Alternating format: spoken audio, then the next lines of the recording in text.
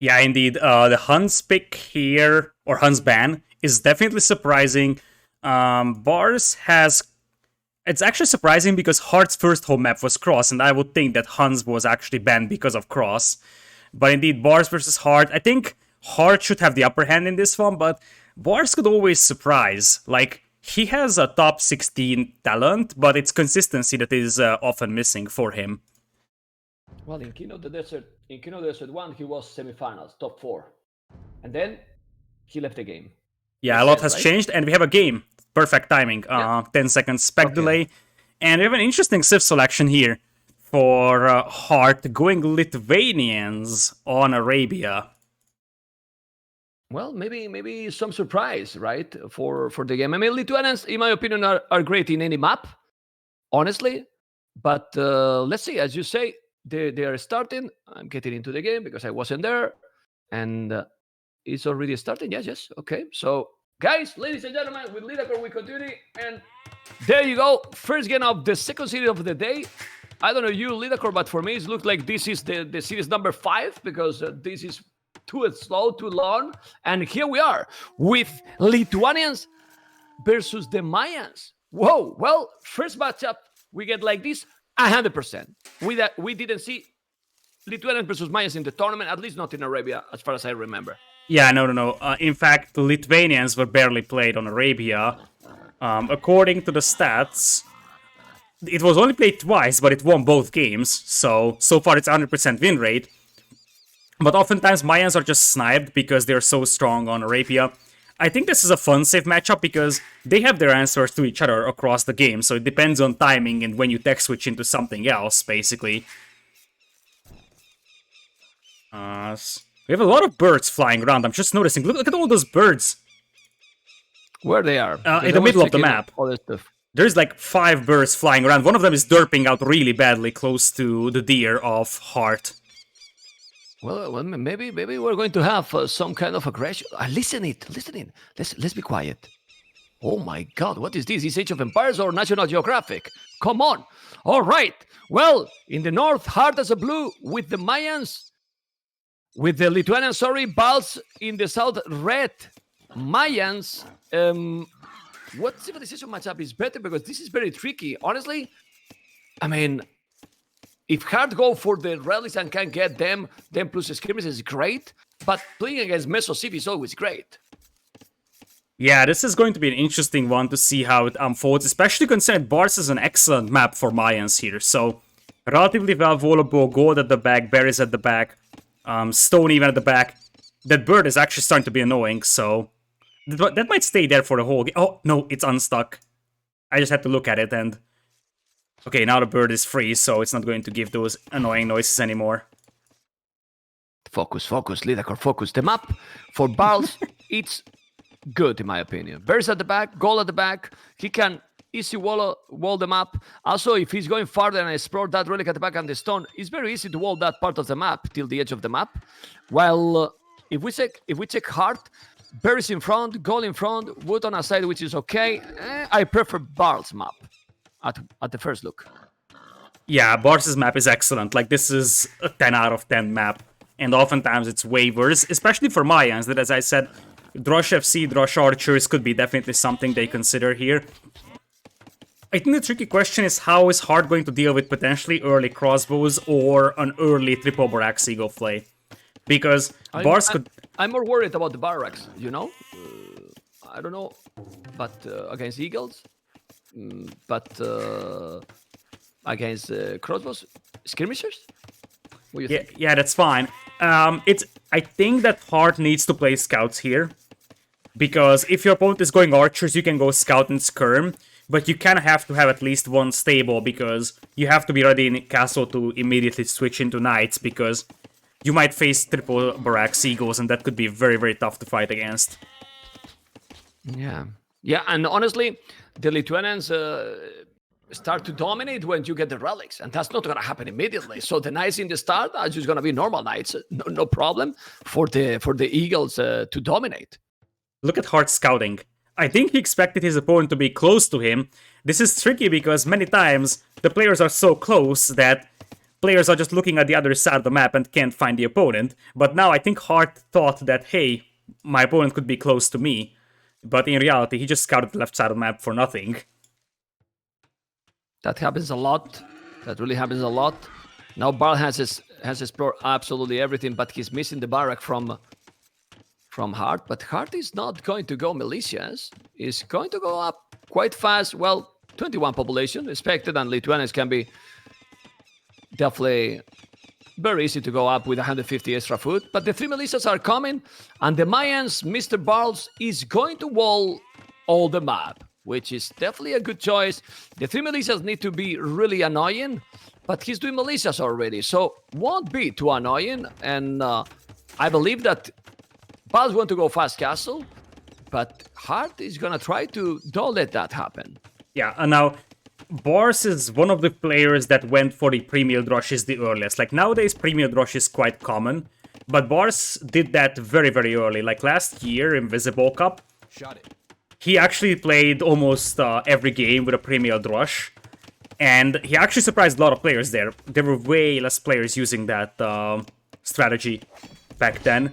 So that's definitely one of the more Barles-esque plays here. Yeah, look at Barles also. He's not leaving a hole. Going now on the right side. Walling that area. He needs to... Yeah, but Hearttt is ignoring those militias and trying to go for the counterattack. But counterattack is not going to work because this is full wall already for Barles. And Barles with the Mayans, let's see if he's going to be able to reach the castle. It's going to be difficult because those palisades are very weak. Really, really weak, and the meta times are going to be there quite fast. Even if there was a hole, I don't think there's a hole. Yeah, everything is wall. Yeah, so he's safe for now. But now what for Hearttt? Going full aggressive towers or just normal men at arms, skirmisher? The men at arms will dominate that palisade super quick. I think the problem for Heartt's men at arms or like towers is that he sees that the gold and stone is at the back. He knows exactly, I can't deny that, so I feel like he might need to go men-at-arm and skirm here, and he's adding 1 archer, adding 2 voyagers on gold, so it's gonna be just men-at-arms archers trying to get through walls, but the thing is that Barles' base is so big that he can just add a couple of buffer walls. Like, he doesn't have to just wall right behind those walls, he can just add it 5 towers more behind, and he's gonna be more than fine holding these walls. Yeah, his resources plans, like we were talking in the start, Lidakor, are very nice. The wood, the gold, even a stone there back and super far. He only need to hold the position a little bit. Don't be too sloppy with only 1 belly. If he's needed to send 2, because you can see how Hearttt is trying to make damage. The archers are going to be there very soon. And he really need to avoid that he's coming in. Obviously, after 15 seconds, it's going to be much more complicated for Hearttt to break because those palisades are not going to be that weak anymore. But he's getting there. And there is now, as I told you, yeah, the military is going 1 archer range. There you go. He's holding the position. And now what there? A house? Blasmith there, maybe? Blasmith? That's good. It's really good, actually. He's actually canceling his plans on a Rush FC, so he went for a man-at-arms upgrade. You could see that he had like 200 food going up to Feudal, so he wasn't able to afford fast castle. I think he just realized that he might not survive until a fast castle happens, but he's going to have men-at-arms, and he might be able to hit some villagers from Hearttt, because those men-at-arms are still alive. And this is what he's trying. The men-at-arms are at home. At Hearttt home, but now the micro need to be there. Is microing? Oh, in the last second he saved it and didn't take any damage. But now he's gonna be in problems at home. But he's doing the tower, he has an archer range, so the game is going like usually it's not happening for some feudal aggression, which I'm very happy to see, Mr. Lidakor. Yeah, I think on Hidden Cup Arabia so far we have seen quite a lot of feudal aggression. But indeed, now Barles is in a bit of a trouble because that gold mine is no longer as good as it could possibly be. And it looks like we're gonna have skirms from Barles, which is already sort of a bad situation. And considering that his opponent is going for archers, I think that eventually this is gonna turn into a triple barrack seagulls from Barles. Okay. Well, we see 3 villages on goal, 3 villages on wood. He has his skirmishers here on the field. Barles is still 1 village ahead. The good thing is that Mayan's archers are also cheaper. For now, he's going to skirmishers. So do probably a second archery range as soon as he can. The economy for Barles, 16 on wood, 12 on foot. He probably need a little bit more on gold, 3 only. But for now, he's doing a skirmishes. He's trying to micro the archers. Look how he's trying to snipe the archers, but I wouldn't be surprised if we see some eagles in Feudal Age. Let's see, because he's about to break in. Yeah, he's trying to snipe down the melee units just to make sure that they don't bash through the walls. But yeah, a couple of eagles could be helpful, especially because they train so slowly. You kind of have to start adding them early on. It's basically the way that you play Meso civs in Empire Wars as well. So you never could just go archers, you always go archer and eagle. What is crazy is that after 16 minutes, so much army, trying to be aggressive, both players, 0 unit kills. They didn't lose anything yet.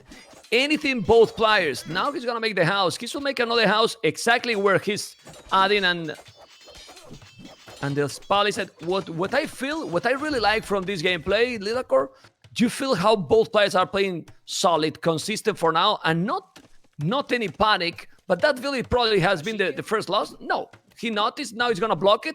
He's gonna try to block. That Butcher is going to die. That's the first casualty of the game, and the right side of Barles' base is still wide open, so yeah, he rewalled the left so that the units would have to run through the TC fire, but they would just avoid it and go straight towards the gold mine. Yeah, but now he's taking few archers. Quite a lot of archers from Hearttt. That's really value. And, well, Barles is still 1 village ahead. Why that is happening? Because he barely have either TC. Hearttt only 13 seconds. Also, Mayans being 1 village ahead from the start is so solid. 20 villages on foot, man. 20 farmers lead that court. 20 farmers, I'm checking, and it's really well, it's 19 farmers, 18 farmers, and few villages on berries. That's huge amount of food. But the Mayans with 16 resources last longer. Skirmishes go through the men at arms. But this is, well, very close game. And I don't know who really have the advantage in this position. But obviously, if you can able to be in similar position with the Mayans, it's good for Lithuanians, because you don't gonna get eagles on your face, probably. I mean, I don't know. I might do it wrong, but I don't think so. He will go for eagles, Barles. I think he kind of has to. I just want to point out that, yeah, it's 21 farms right now for Hearttt, which sounds very good, until you realize that there is no horse color on those farms. Oh, damn it. That's not the best. Now he's taking 1 villager. He's gonna take that one. You have to be careful. There's the Menatram and the Eagle taking the scout. This is value, but both players about to go up to castle. Why I said about that, maybe we're not gonna see so many eagles, because I believe that with this farming, and if Barles notice, I mean, how many knights he can add to Hearttt? He can make total stable easily. He's doing the first stable right now. I think he should do 2 stables. I don't know what you think. Yeah, he has to go double stable knights here. That's the right play. The problem is that Barles has made a defensive tower, so it's not going to be multiple TC play here from him at the beginning unless he buys stone. That's a second barracks. It could be pikeman. Yeah. It could be pikeman here, but I feel like Hearttt already has a range up, so you could just mix in a couple of crossbows. Or just keep adding skirmishers and get a lead skirm. It's only a single stable right now. We'll see if there's a second one on the way. Yeah, it's eagles. He's trying to hold. No, it's eagles. I was checking the barrack, and he's doing eagles. Let's see, because he's now the 3rd barrack. Honestly, Lidakor deploying to make a second TC shouldn't be big, because if you go full eagles, you don't want to go for a second TC early on. He has the market, so when he has the resources, he will buy the stone to make another TC. And as you can see, he's adding a second mining cab on the goal. So he's gonna go for the heavy eagle push. He's gonna work. Well, let's see if it's gonna work against 1 stable only. It's probably gonna work. Yeah, it's 1 stable, and it's only going to be bloodlines over there. And the scary thing about triple barracks eagles is that they can overrun you very, very easily, and they're not super bad against knights that don't have upgrades. So if you have like 20 eagles with +1/+2, for example, it's going to just eat 10 knights that don't have upgrades. Yeah. And honestly, 17 on foot when the Eagles are costing 20 only is solid. It's really, really solid. He's doing the Eagle Warrior, but really, I want to see the +2 as soon as possible. Barles need the +2 as soon as possible because those Eagles with the +2 just kill all. And one thing that I really like it, Lidakor, is that he's hiding completely his intentions. If you take point of view from Hearttt, he doesn't see yet a single extra barrack. He doesn't see a Eagle. He's just hiding everything, and skirmishers are going to get destroyed by the Eagles, Mr. Lidakor. Yeah, absolutely. Now, if you're Hearttt, you kind of have to expect the Eagle switch, though. Like, I think it kind of comes natural, especially after seeing the defensive tower, especially how heavy you were on skirms, but as you said, those Eagles can actually start cleaning things up here. Hearttt actually goes for fast monastery, so he wants to grab relics. I'll have to check how many relics does he know about. Hearttt knows about 3 relics, but those are all the hard relics. He is just missing out on one that's very, very close to his base. Actually, he misses out on the 2 easiest to pick up relics. Yeah, he's missing all. Yeah, he's missing the easiest to pick, that's for sure. Well, he needs to make more Eagles. He's doing +2. I love it how Barles add the monastery quite early as well. So he's gonna have monks to convert to 1. Imagine if he convert a couple of knights. I mean, with this amount of Eagles and converting a couple of knights is gonna be deadly. He's really gonna be deadly. No Bozo also for Hearttt. That's complicated situation. Those Eagles should dominate. We will see. He's trying to mass more, but I'm surprised a little. I don't know what you think, that he's not going too heavy on knights. He should go 1 TC and more knights, in my opinion. Now there is a monk. He has to be careful. He's coming with the monks as well. He's going to convert. And now those skirmishes need to be clean, and the monk is gonna take 1 knight. If he's taking 1 knight, he's gonna clean everything. Yeah, and the thing is that it's so hard to convert Eagles, whereas it's so easy to convert knights. That's the advantage that that Barles is getting over here. Plus, he also has the heal. He's got +1, +2, whereas those knights only have +1 defense. Oh, he sniped the monk, and 2 monks with the skirmishes. That was amazing, to be honest. He's killing obviously all the skirmishes. Those knights are +1. They have bloodlines. They are not too terrible. He probably need more Eagles. I don't know if he's enough Eagles, to be honest. And Hearttt is doing a good job here, but the trade is expensive, but he still did an amazing job sniping those monks with the skirmishes. That was, well, enough good, the use of those skirmishes, but he has to be careful because the snowball with the Eagles can happen at any point. He's also adding now the pikes, and village numbers is the same, military numbers is exactly the same. I actually like the pikeman transition over here, as Hearttt is going for the relics as well. He already is picking up relic number 1, but more importantly... Hold in the wood. But he noticed, he walled, and now... Okay, he break it. Sorry, let's go on. Yeah, so there's already 3 stables now for Hearttt, so he will actually flood out knights very, very soon. And there is also an opening on Barles as well, so the knights might just run straight in. Oh, but if he convert a couple of monks, he don't convert, and now he's not going. He converted 1. Well, thanks to that monks, he saved it that he's getting inside. He should make a gate there, because those holes can be crazy. Oh, but he's inside with the Eagles. He break in, he's inside, he's taking few villages. This is the worst it can happen when you are facing a meso seat, that the Eagles are running all over your economy, because then the others can go for the full push with Eagles, spikes, and siege even, and now the Eagles is still there, and the Hearttt economy is going Lidakor to the damn hell. Yeah, absolutely. I think now that he sees those Eagles inside his base, he definitely got a Hearttt attack. Yeah, he's pushing now, coming with the Eagles. Look at the monk, 1 monk that he can convert another knight. Now the knight being converted back. The skirmishes is there, but if he micro properly and don't lose that monk, and won't lose it, he's gonna convert now. He need to convert, he's not using. The micro is so important, but he got a lot of knights, Hearttt. He's doing a good job, man. A really good job with those knights. Look at the Eagles, there is a hole on the left side as well on the houses. And and taking more. Yeah, while Hearttt is busy cleaning this one up, there is now pikemen on the way with +1, +2, so those pikemen are actually pretty scary. Yeah, he noticed now, he should have micron a little bit better. It still is incredible because he has killed 6 villagers, and the Hearttt is still ahead with the boom. So that's pretty solid. It's true that he has 2 tone centers. So Barles need to make the damage now, or he's gonna be in problems. Yeah, but look at Barles' Eagles running right onto the goal. That hole is still there. And that's sick. That's so sick, Lidakor. Yeah, and now Hearttt is off from gold, which means that he's gonna have to stop making knights, and at this point you, I think, are fine trading eagles to vultures. Now, yes. Now, yeah, but he needs more pikes. He's coming now. Look at the eagles. He's going back. More pikes are coming. The knights, how many knights? 15 knights. 15 eagles as well. The knights are +1/+1. Yes, but when he puts some pikes there, and if you push that goal, then he's in a big problem, Hearttt. Yeah, Hearttt is looking for additional relics. He sees one that he's trying to pick up, but he's just trying to scout for more.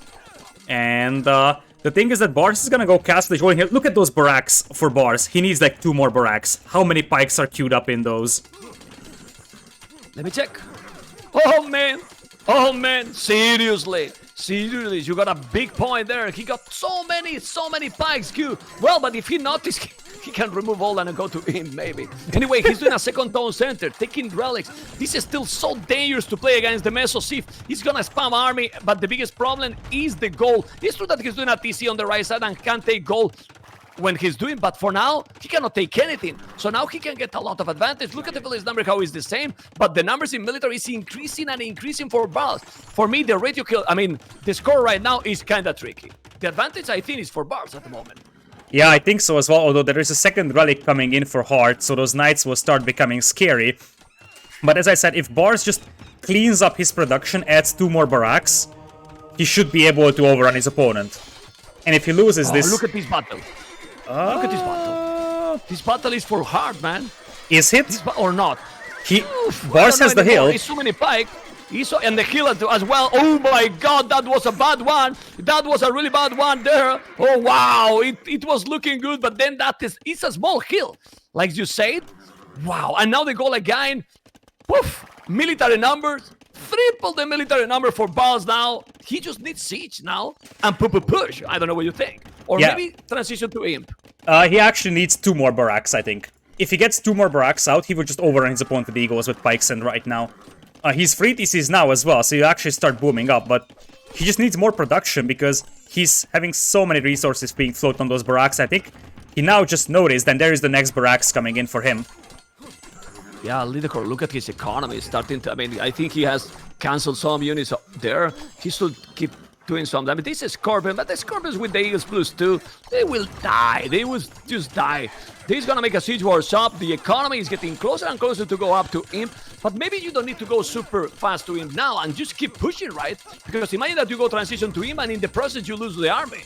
That can be deadly, but it's too many units. 37 units right now for him. If you're Barles, I think you are actually thinking about a forward castle with that stone count. You actually castle drop one of the gold mines or the wood lines. You have an army to get that castle up.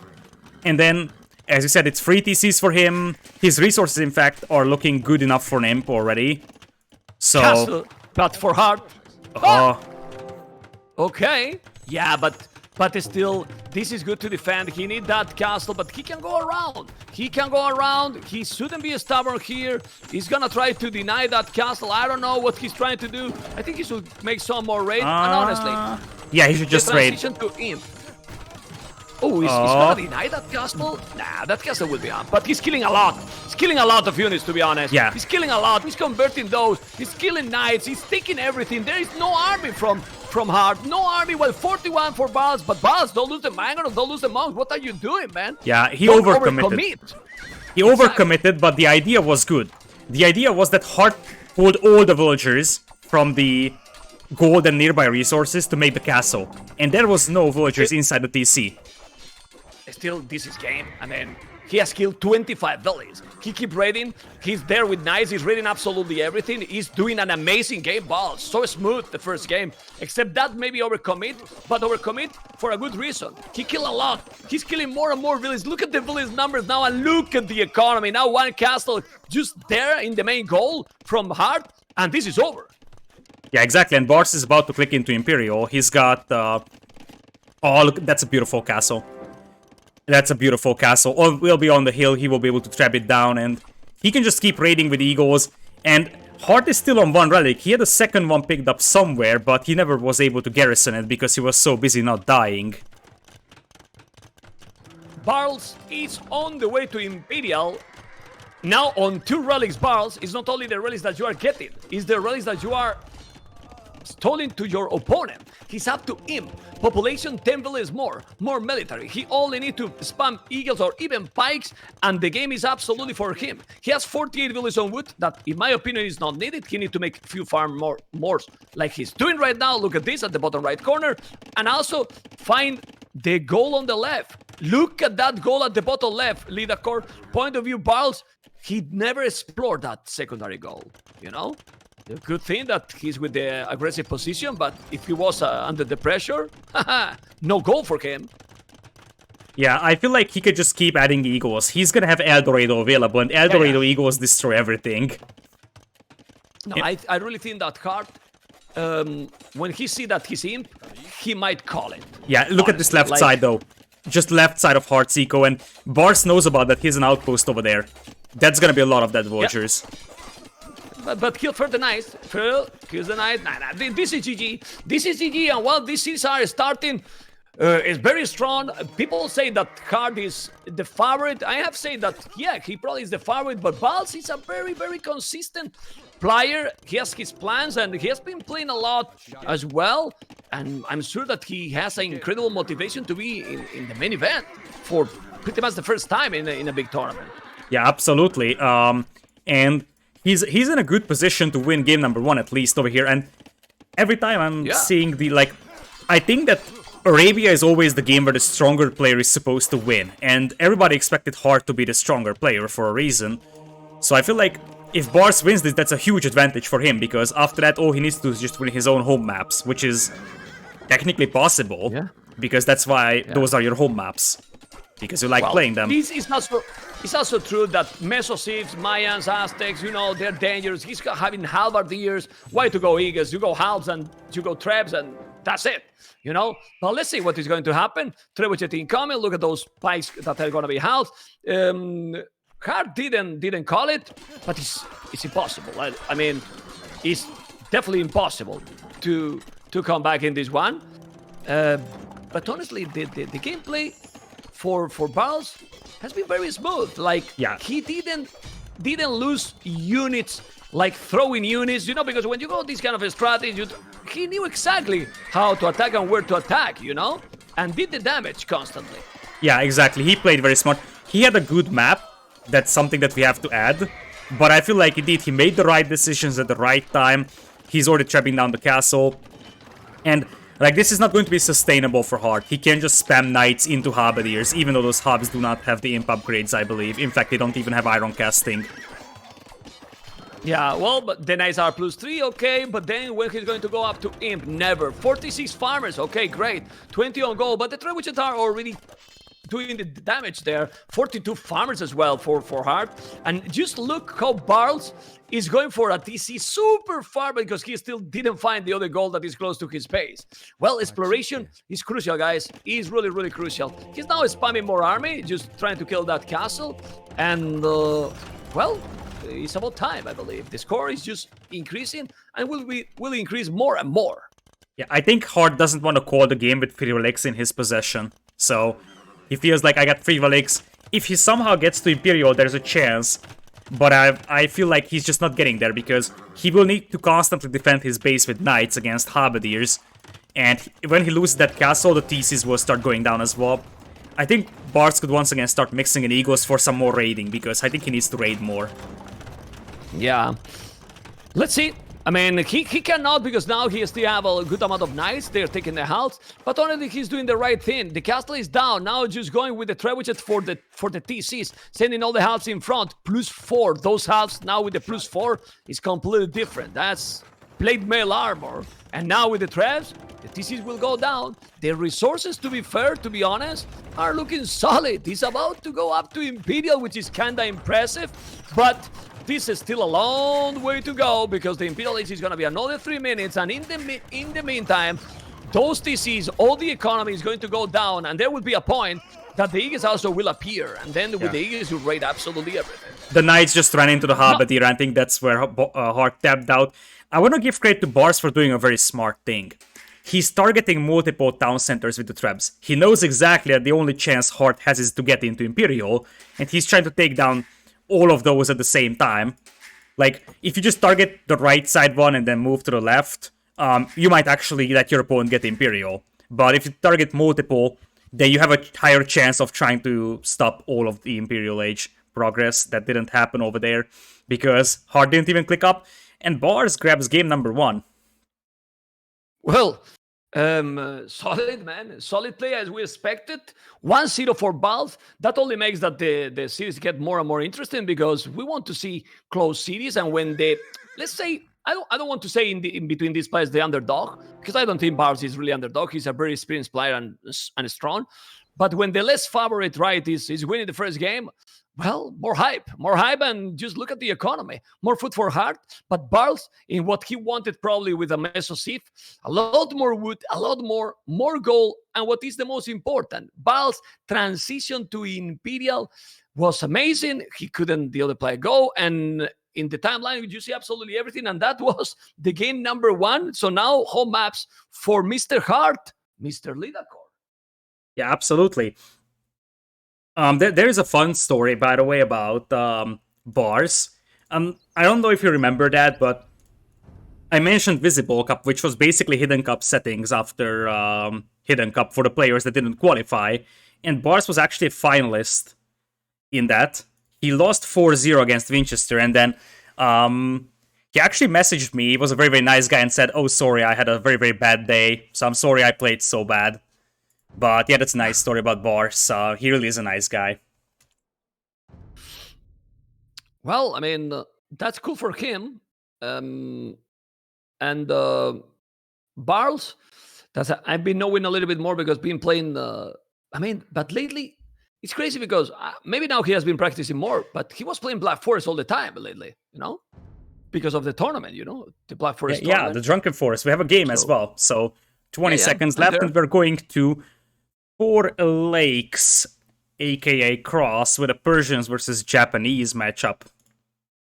Persians and Japanese is the safe. Okay, let's go and get all ready. And Capture Age is working really awkward today. I don't know for you, but I don't like how it's working today. Anyway, game number 2. There you go. Persians and Japanese cross 4 lakes, however you want to call it. And with me, Mr. Lidakor, and getting into the game, we see how Persians and Japanese in this map, I think both are strong. But what do you think is a better sieve here? Oh, this is hard to say. I think that the original plan from Barles was to go for Huns here. Because I think that Huns have the nice combination of being a solid voters or hybrid map civilization and the mobility. I feel like I like Persians a little bit more over here. They feel a little bit more versatile for me. Also, they got, I think, a bigger bonus here in terms of economy. So faster working theses and docks helps a lot. But it also depends on how the Japanese player is protecting his dock. And I have to say that Barles actually has once again a pretty good map. This is definitely a map where he can wall off his pond and prevent Hearttt from pushing it, whereas Heartt's base is a lot more open, so the map generation gods aren't helping Hearttt today. I really think that, honestly, he needs to finish the game. I mean, don't let the Japanese to grow. Because the Japanese to grow in late game, I feel that Persians have not countered, to be honest. I mean, with the Crazy House, the Asama Towers, also Arbalest range, because Persians don't have extra range, so I feel that Persians need to win in Castle Age, or at least get the initiative, and even if you finish later in the game, but be with the economy advantage, the solid position. Otherwise, it can be problematic. Then, I don't know. About the map, what you said, well, I like Barles' map, I really like Barles' map, but I think Hearttt map is fine too. Well, I don't know what you think, but is it? I think it's a little too open. Like, what I don't like about Heartt's map is that it's hard to wall. Whereas if you take a look at Barles' map, the right side is very easily wallable. He can actually wall off his own pond as well. His left side is also easy to wall, so it's much more straightforward when it comes to walling. It's what I like about Barles' map more than I do for Hearttt. Well, if you go, I know that you need to go a little bit more forward, but just go for where the relics is at the bottom right.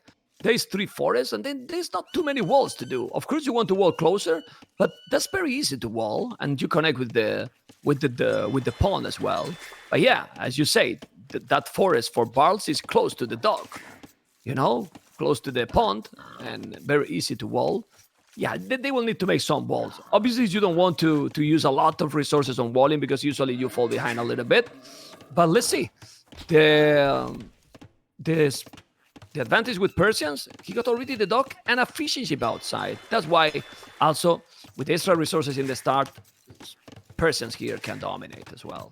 Yeah, exactly. This fast dock build is something that we have seen so often from Lithuanians and Persians.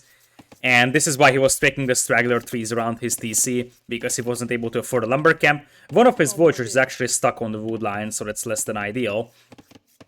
But it's interesting that Hearttt is going for, I think, the further away pawn, but that's going to be a very safe pawn for him. And this is going to be tricky for Barles, because if he doesn't just scout that dock itself, he might not know which pawn Hearttt is on.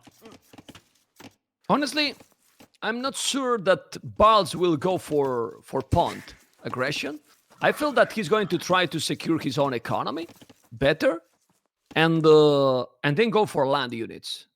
That, I mean, I don't know why. It's just the feeling that I am having. That I don't think that he will go. Maybe I'm wrong, and then Memstradamus is not going to work. Lidacor. But it's just a feeling that maybe also with Persians, see if you have the mobility.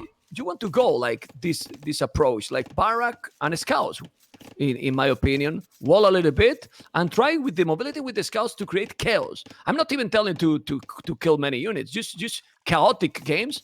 And he's going up super fast.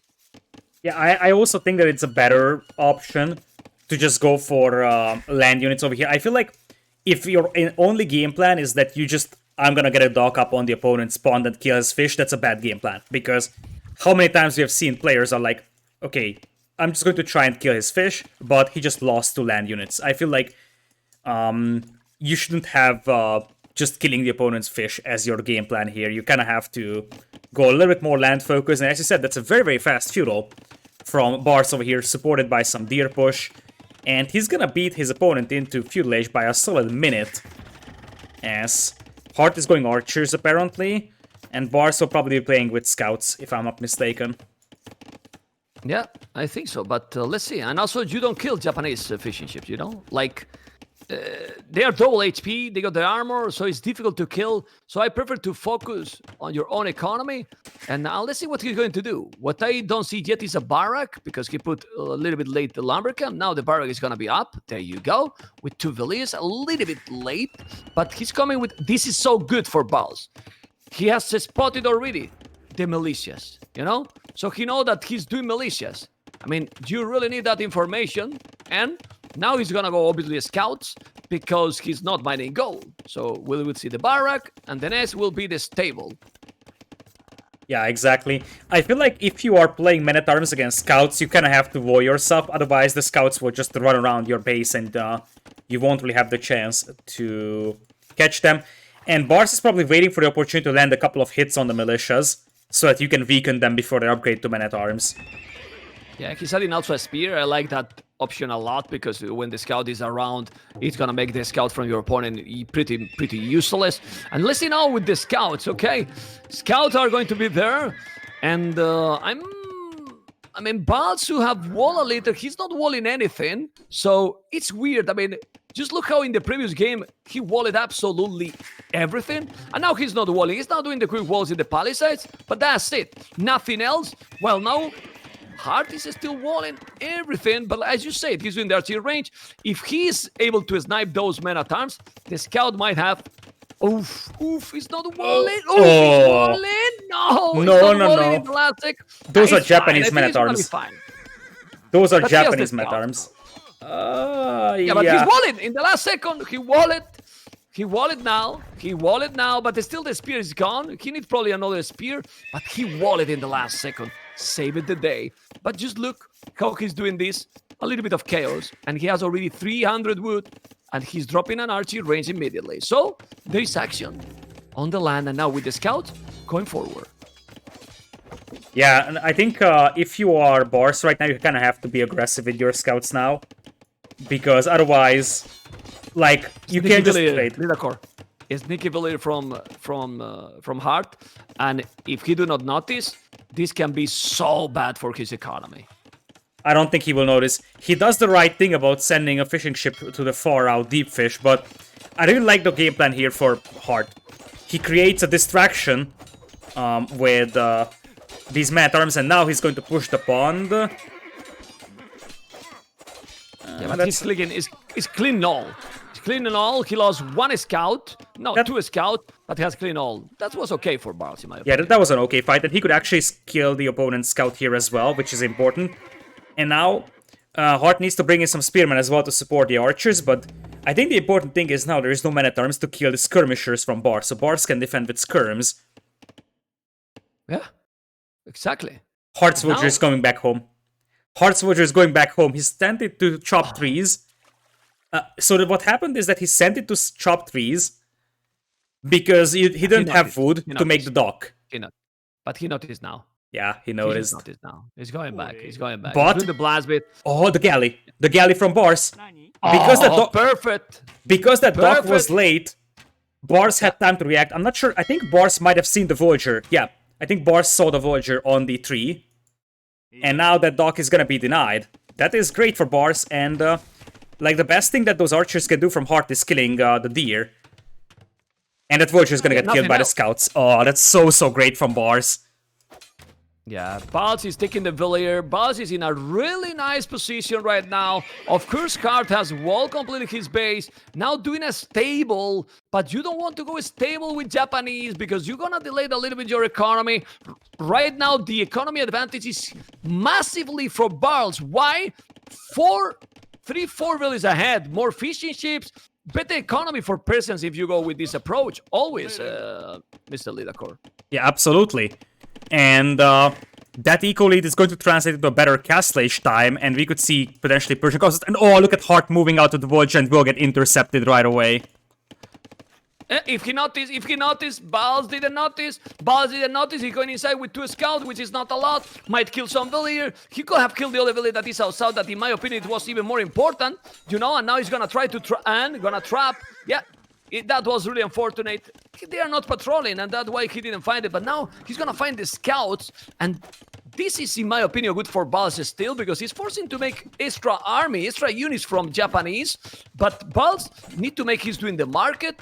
He's doing some more skirmishes. He need more farms, or maybe another dog actually, to have a better fish in his pond. Yeah, because Hearttt is committing a lot on Feudal. Look at this, a lot of scout archers. He has to be careful now, Barles, because there's a lot of farming coming from Hearttt. Yeah, and Hearttt is also expanding his eco, so he's going to be on 3 ponds very soon. And imagine if Barles killed that villager that was going to the right-hand side pond. That would have delayed that dock so much. And the thing is that I'm not impressed about the resources that Barles has right now. He's got 22 on wood, sure, but he's a little too low on food to my taste.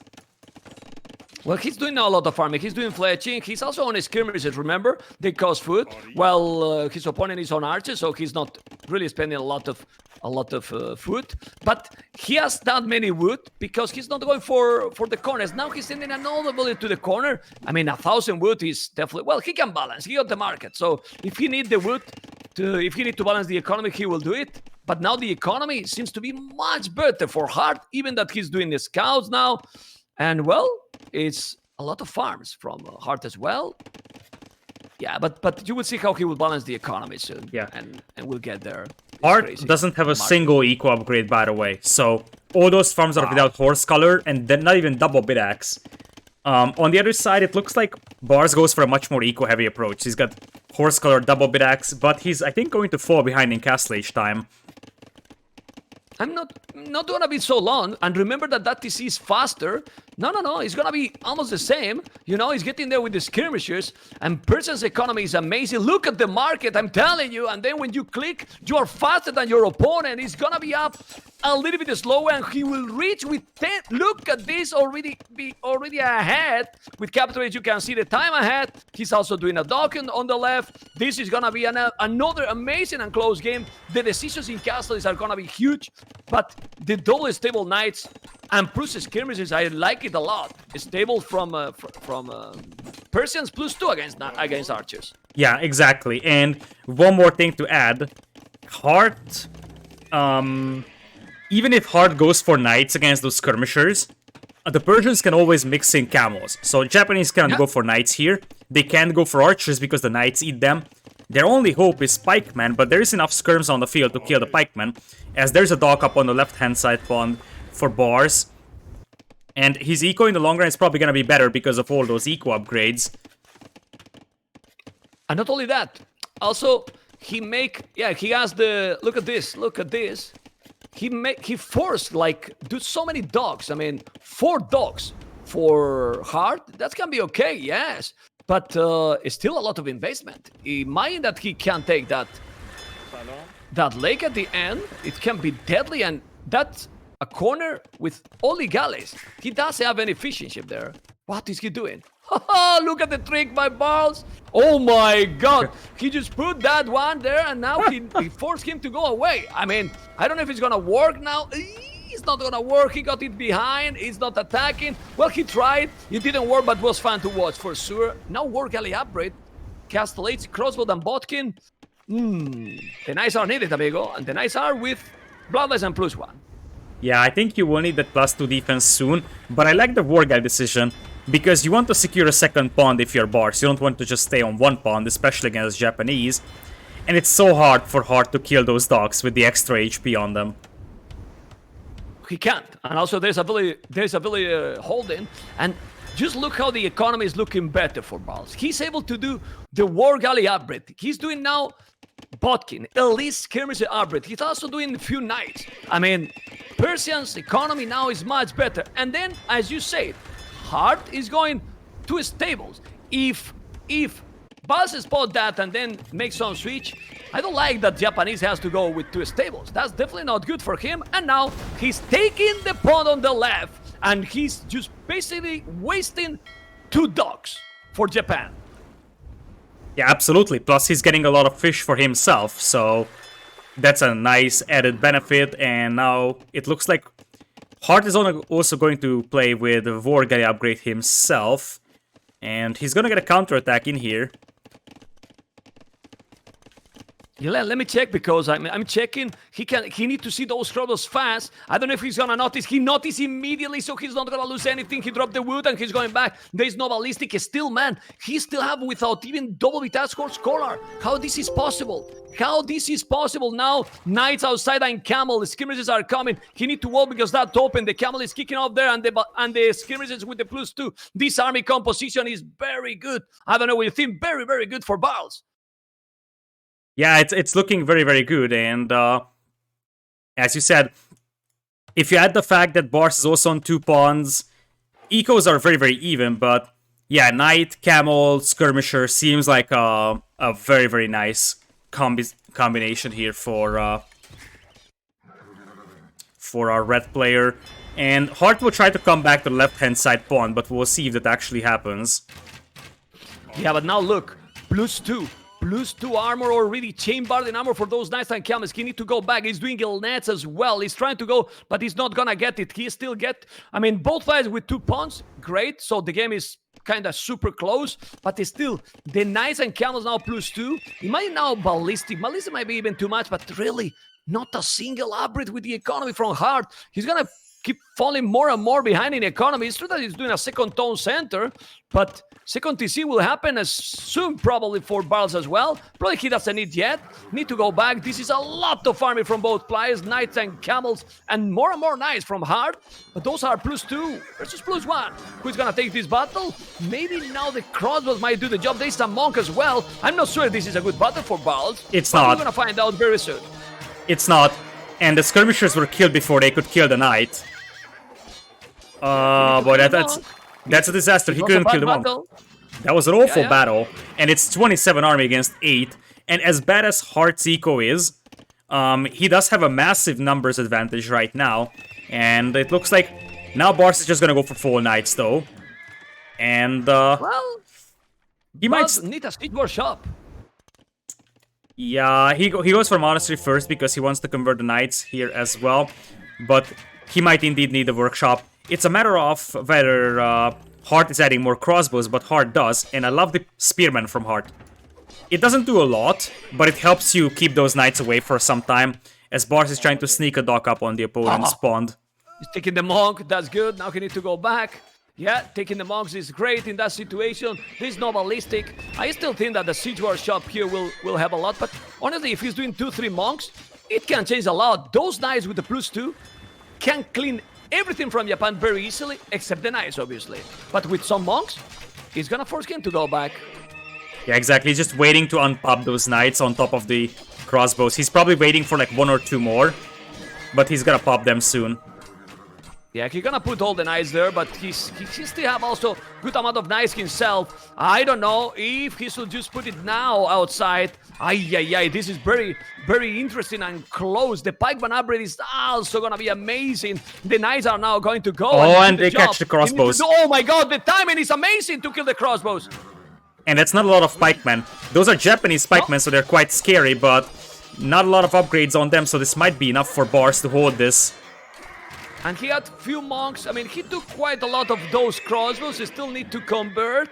Now there's more knights incoming, but what I like from Hearttt is that he's doing a lot of army and don't have a... I mean, when you see this, then you think, why you make the upgrades in the Age of Empires? 0 economy upgrades, and he still have 12 villages more and more army. So if you balance your TCs properly and your military, you don't need economy upgrades. Don't have a single one. Yeah, he also has the power of Japanese fishing eco. By the way, his northern pond actually got the fire shift, so he's going to lose fishing eco, and he might not notice that. And this looks scary for Barles, but we really have to add that it's still going to be hard for Hearttt to get through this town center, these layers of walls, and that's going to buy some time for Barles to assemble his army, get attack upgrades, and if Hearttt doesn't notice those fishing ships getting killed, then... But I don't know why he's not doing some siege as well behind this. There's the siege. Villagers will come forward, so he's just waiting for the workshop right now. No, but I'm talking to Barles. I mean, he needs something else to make some bada boom. There maybe some scorpion. I don't think that knights only now is gonna be an oath. I might be wrong, but well, let's see. He's coming with so many units. Monks, pikes, knights as well, crossbows. It's true that he's going now with so many knights. He's gonna try now to do the job. I don't know. He should delete that palace. These monks, these pikes, it's not possible. It's GG.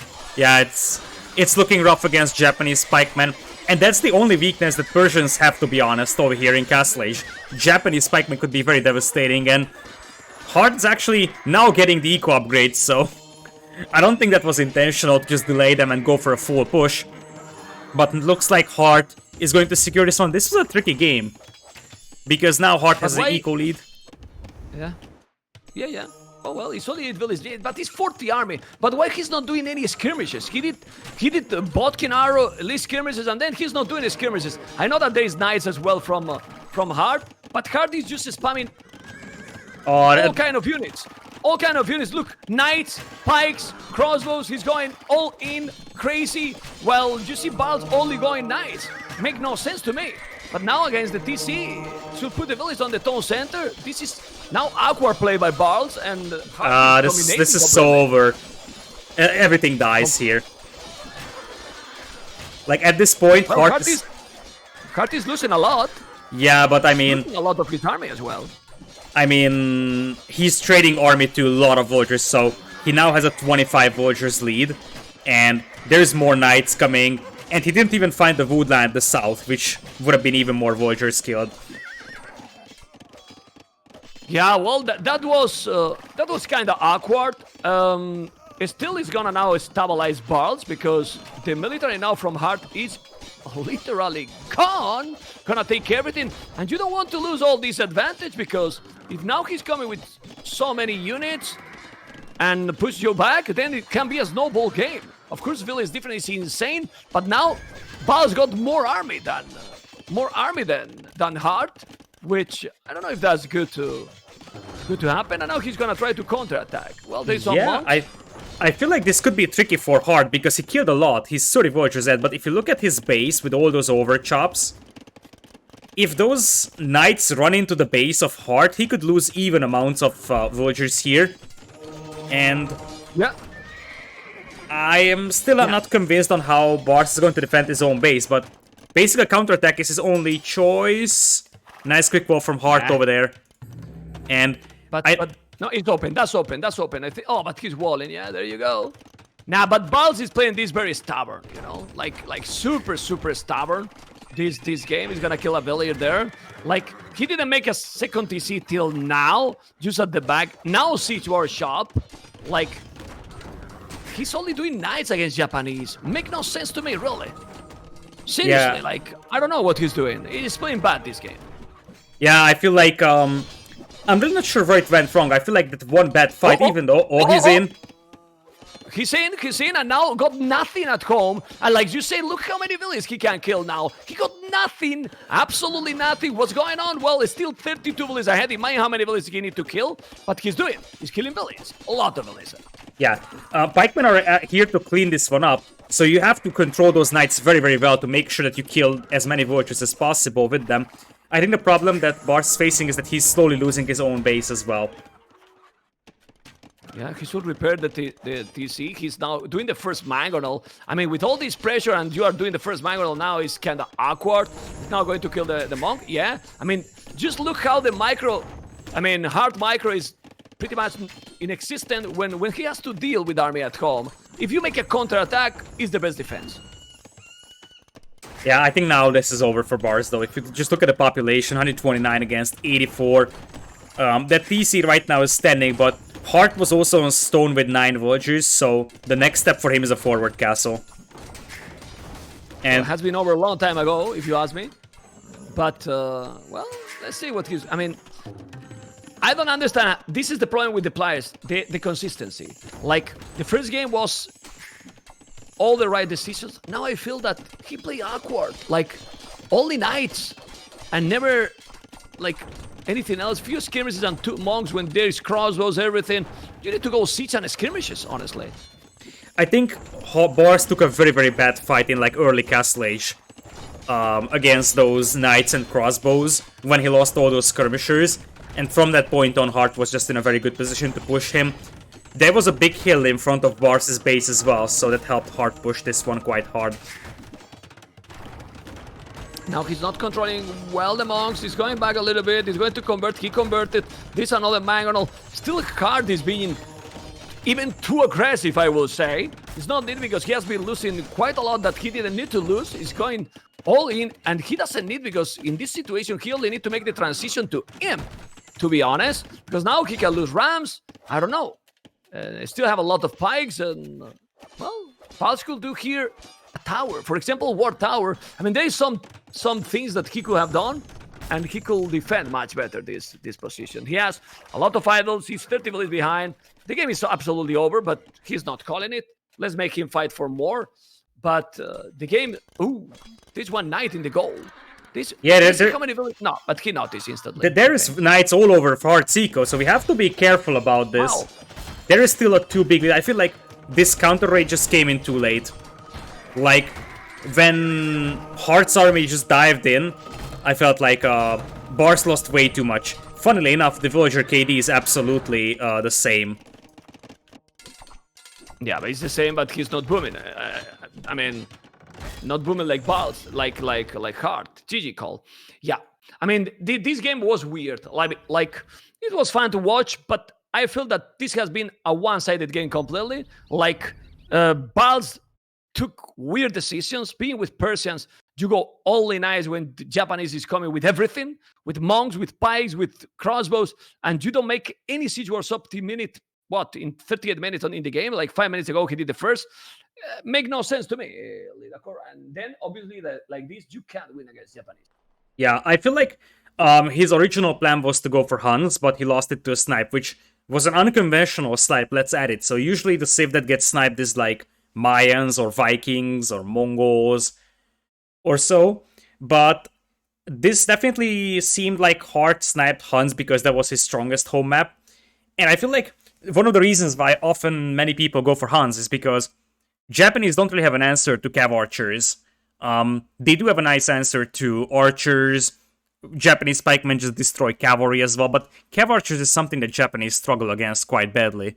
So that's one of the reasons why Huns and Lithuanians are so popular here, but there was no Huns available for Barles.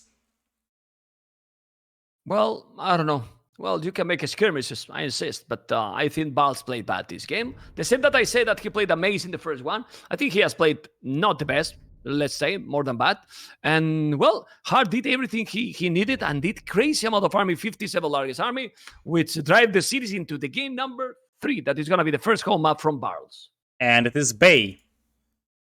So we started? Yeah, the spec delay is going on right now. My God. Let me breathe, man. Let me breathe. We cannot even analyze the game, man. I mean, we're analyzing the game and the third game is already there. Let's go.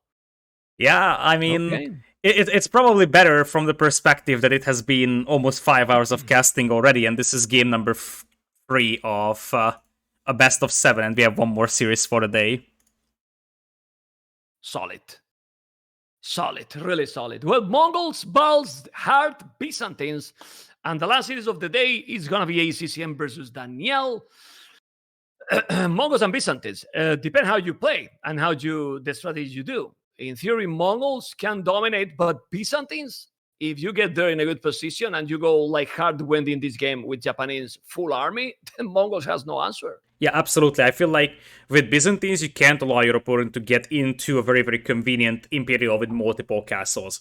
You will have your stronger castles, you will have your earlier Imperials, so you kind of have to be, I think, beat the Mongol player to Imp, go Arbalest and trap down the castles before your opponent can get to Mangodai.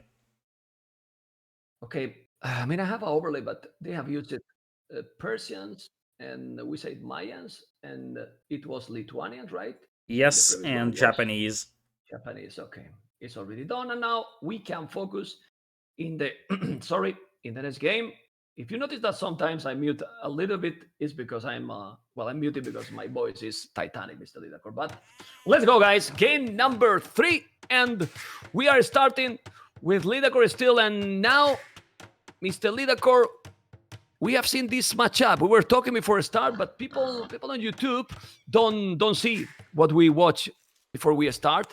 And then Byzantines and Mongols. Byzantines for me is, I don't know if it's the right word, underrated civilization. It is. It's one of the very, very broad tech tree civilizations. So they have fairly good infantry. Their archers are basically, I think it's fully upgraded as well. Cheap skirmishers, cheap halberdiers. They actually have paladin even, but they're missing blast furnace and husbandry even, I think. So their paladins aren't great. They have husbandry. They only miss bloodlines and the +4 attack. Oh, they're missing... Everything else, they got it. Oh, they miss bloodlines. Yeah, so that's actually kind of a garbage paladin, but technically they have it. They have very good camos, and I think one of the most underrated bonuses is the building health. That helps so much in a trap war. That helps so much whenever you just need to keep your buildings alive a little longer. So it could be a TC, it could be a defensive or offensive tower, or it could just be, as I said, a castle in a trap war. Well, they have answers to pretty much everything, because, I mean, if the camels don't have bloodlines and they are not the greatest, but 25% cheaper. I mean, camels 25% cheaper is a lot. Is really a lot, because in a gold unit you can spam it like crazy. Then skirmishers is so cheap as well. They got siege rams, bombard towers, bombard cannons. They are really good. And what makes very dangerous this civilization in many maps is that transition to Imperial, almost 40% cheaper, is a lot. I mean, 660 or 640, I don't remember always, but food to go up to Imp is also amazing. And then in this pond map, also the fire galleys the fire ships are going to be faster. Well, but then we have the Mongols in the other side. But with the Mongols, if you go very aggressive, like for example, Land did it yesterday, it was Land, yes, and you get a good boom advantage, then stop the Mongols. So, one thing I'm noticing is that in the previous game, Barles went for a civ that has the fast dock ability. Mongols is also one of those, where you can actually go for a quite early dock, or... In this case, it's not something that he's doing, but he could definitely do that if he brings in the hunt a little earlier. You can actually spend less villagers on food, and then you can go on wood earlier and go for a fast dock play. He seems to have the standard timing for that dock, in fact, even a little later than that. Yeah, it's not really fast, but it's still, man, with the hand bonus, if he's able to go up quick, and then you put the fish, the fire galleys there, and take the fish, it's fine because you can make the fish after. He just need to be as quick as possible, quicker definitely than Besant is. I like that Barles is going aggressive now with the scout, but what is he trying to achieve? I don't know.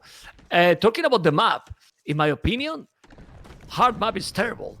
I mean, if Barles is exploring now, going for the aggression, all the wood is at the back and berries is at the back, but stone, gold, everything important, or everything, let's say, more expensive for later game, is forward. The gold is exposed, the stone is exposed. Good map for go aggressive. Yeah, absolutely. And this map script always spawns with the stone on the front. So tower rushes are always an option, although you don't really want to tower rush Byzantines, but you always know that your opponent's stone is on the front. So technically it is very, very possible for Barles to go for an aggressive play here, because, as you said, this map is a disaster for Hearttt. Yeah. Barles did some Titanic. I was checking his TC and 20 seconds idle. So basically he has lost one villager because he didn't have the food to go up. So he messed up his build order for sure. And you want to go up as soon as possible. 20 seconds might look ridiculous for many of you guys, but it's not at this point, because this map with the dogs that close you, I mean, you need every second's advantage to take it and dominate. And now what? Second dog he's going to do? Second dog? Okay, second dog to try to get as fast as possible the fish. But then I think if he's getting, and he will, because this is massive time advantage, Lidacor, he should try to go land as soon as possible and keep the aggression. Yeah, I think so as well. It looks like Barles is just going to be playing standard water, but do you really want to play standard water against Byzantines? I'm not 100% sure. That's going to be forward from Hearttt. This is something that we have seen a couple of times. The idea here is that Byzantine fire galleys are better, so you don't need that many of them to hold the water, and you can also tower rush. As I said, the stone is always on the front. Well, Hearttt is coming. Hearttt is coming with 4 villages, so you're gonna see it. But this is so important. Is Barles going to spot it? Is Barles going to spot it? I'm on his point of view. Look at the scout, the scout, the scout! Ay, man! It's happened all the time. And the scout is there, but he's passing in. The villages are gone. Lidacor, and now Hearttt is free to surprise. Barles is gonna see that there is not a second dog, so he can smell the aggression, but he could spot it, and now the villages are coming. Look, and the 4 villages are going straight to Barles' base. Oh, the good old-fashioned Byzantine forward spear and skirm play. What year are we in that we're seeing this happen basically so frequently? Yeah, we see, and it's a good one. But now the good thing is that he has spotted. What is he doing? He's sending 4 villages forward. Barles as well, to do what? To wall his side or what? I don't know what he's planning. Let's see what he's going to do. Obviously, this is terrible. I mean, he's taking... Look at Barles. The multitasking is so crucial. He wants to wall it in. But I'm talking about the fish. He's not killing the fish. Oh, man. He's lost his scout as well. Oh boy, that's actually going to be tough. He tries to wall this in, but a spearman already actually does a lot here, because that helps you get that fight in. Although if Barles actually walls these villas in, and that's some very, very nice quick walls, the tower is going to make this entire push useless.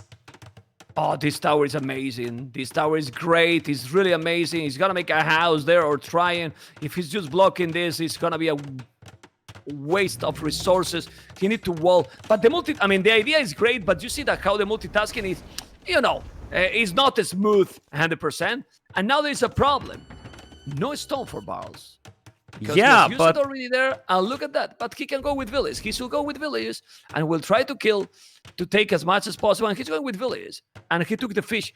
So Barles is in a okay position, let's say. But Yeah. I wouldn't say yet that he's in a great position. He's not in great position, but I think he's got enough villagers to potentially take this fight. Spearmen don't do that much, especially when there is so many villagers around. Same with the skirmishers, no fletching, and he's walling in those buildings, so that's not going to be useless. I think it's actually going to be villager micro that matters here for Barles, and I want to reiterate what you said before. Barles is a very, very experienced Black Forest player, so his villager micro is actually very good. Yeah, he's very good, but he's using right now 9 villages against 4. You know, so he has 9 villages idle. He's losing now already another village. I just jinxed him.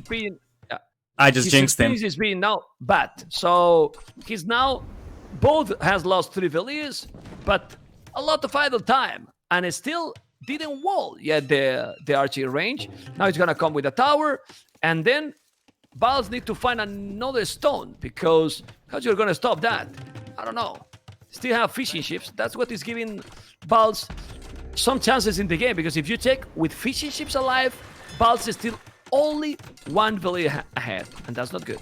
Yeah, in reality, Hearttt didn't lose a single villager. Hearttt only lost fishing ships, so that's the villager KD over there. But now those barracks and ranges will be pretty much useless, and you could make a case for Barles trying to get a market and buy himself some stone for another defensive tower, because that would stop this push completely, or just go for the stone mine. Find it. He find it there. He find it there on the left. Look at this. He found it, the stone. That's so good for him.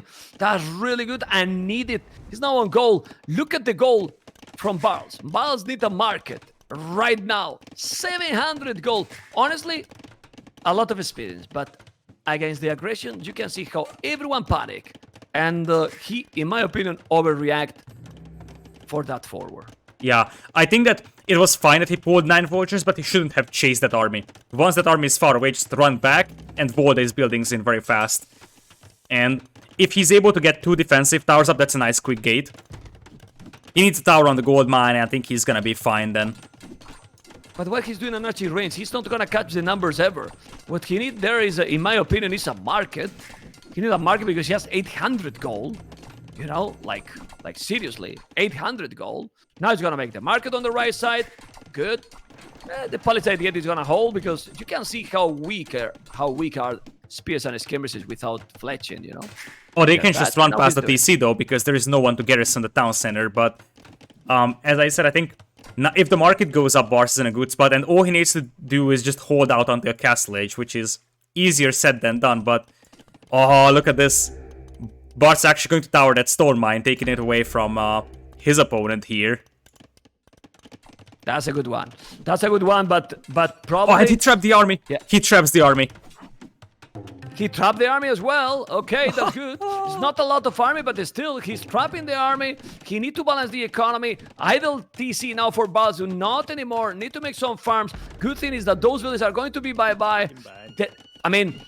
Sometimes the lag factor matters, and finding that stone there, Lidakor gave him extra life to Barles. Absolutely.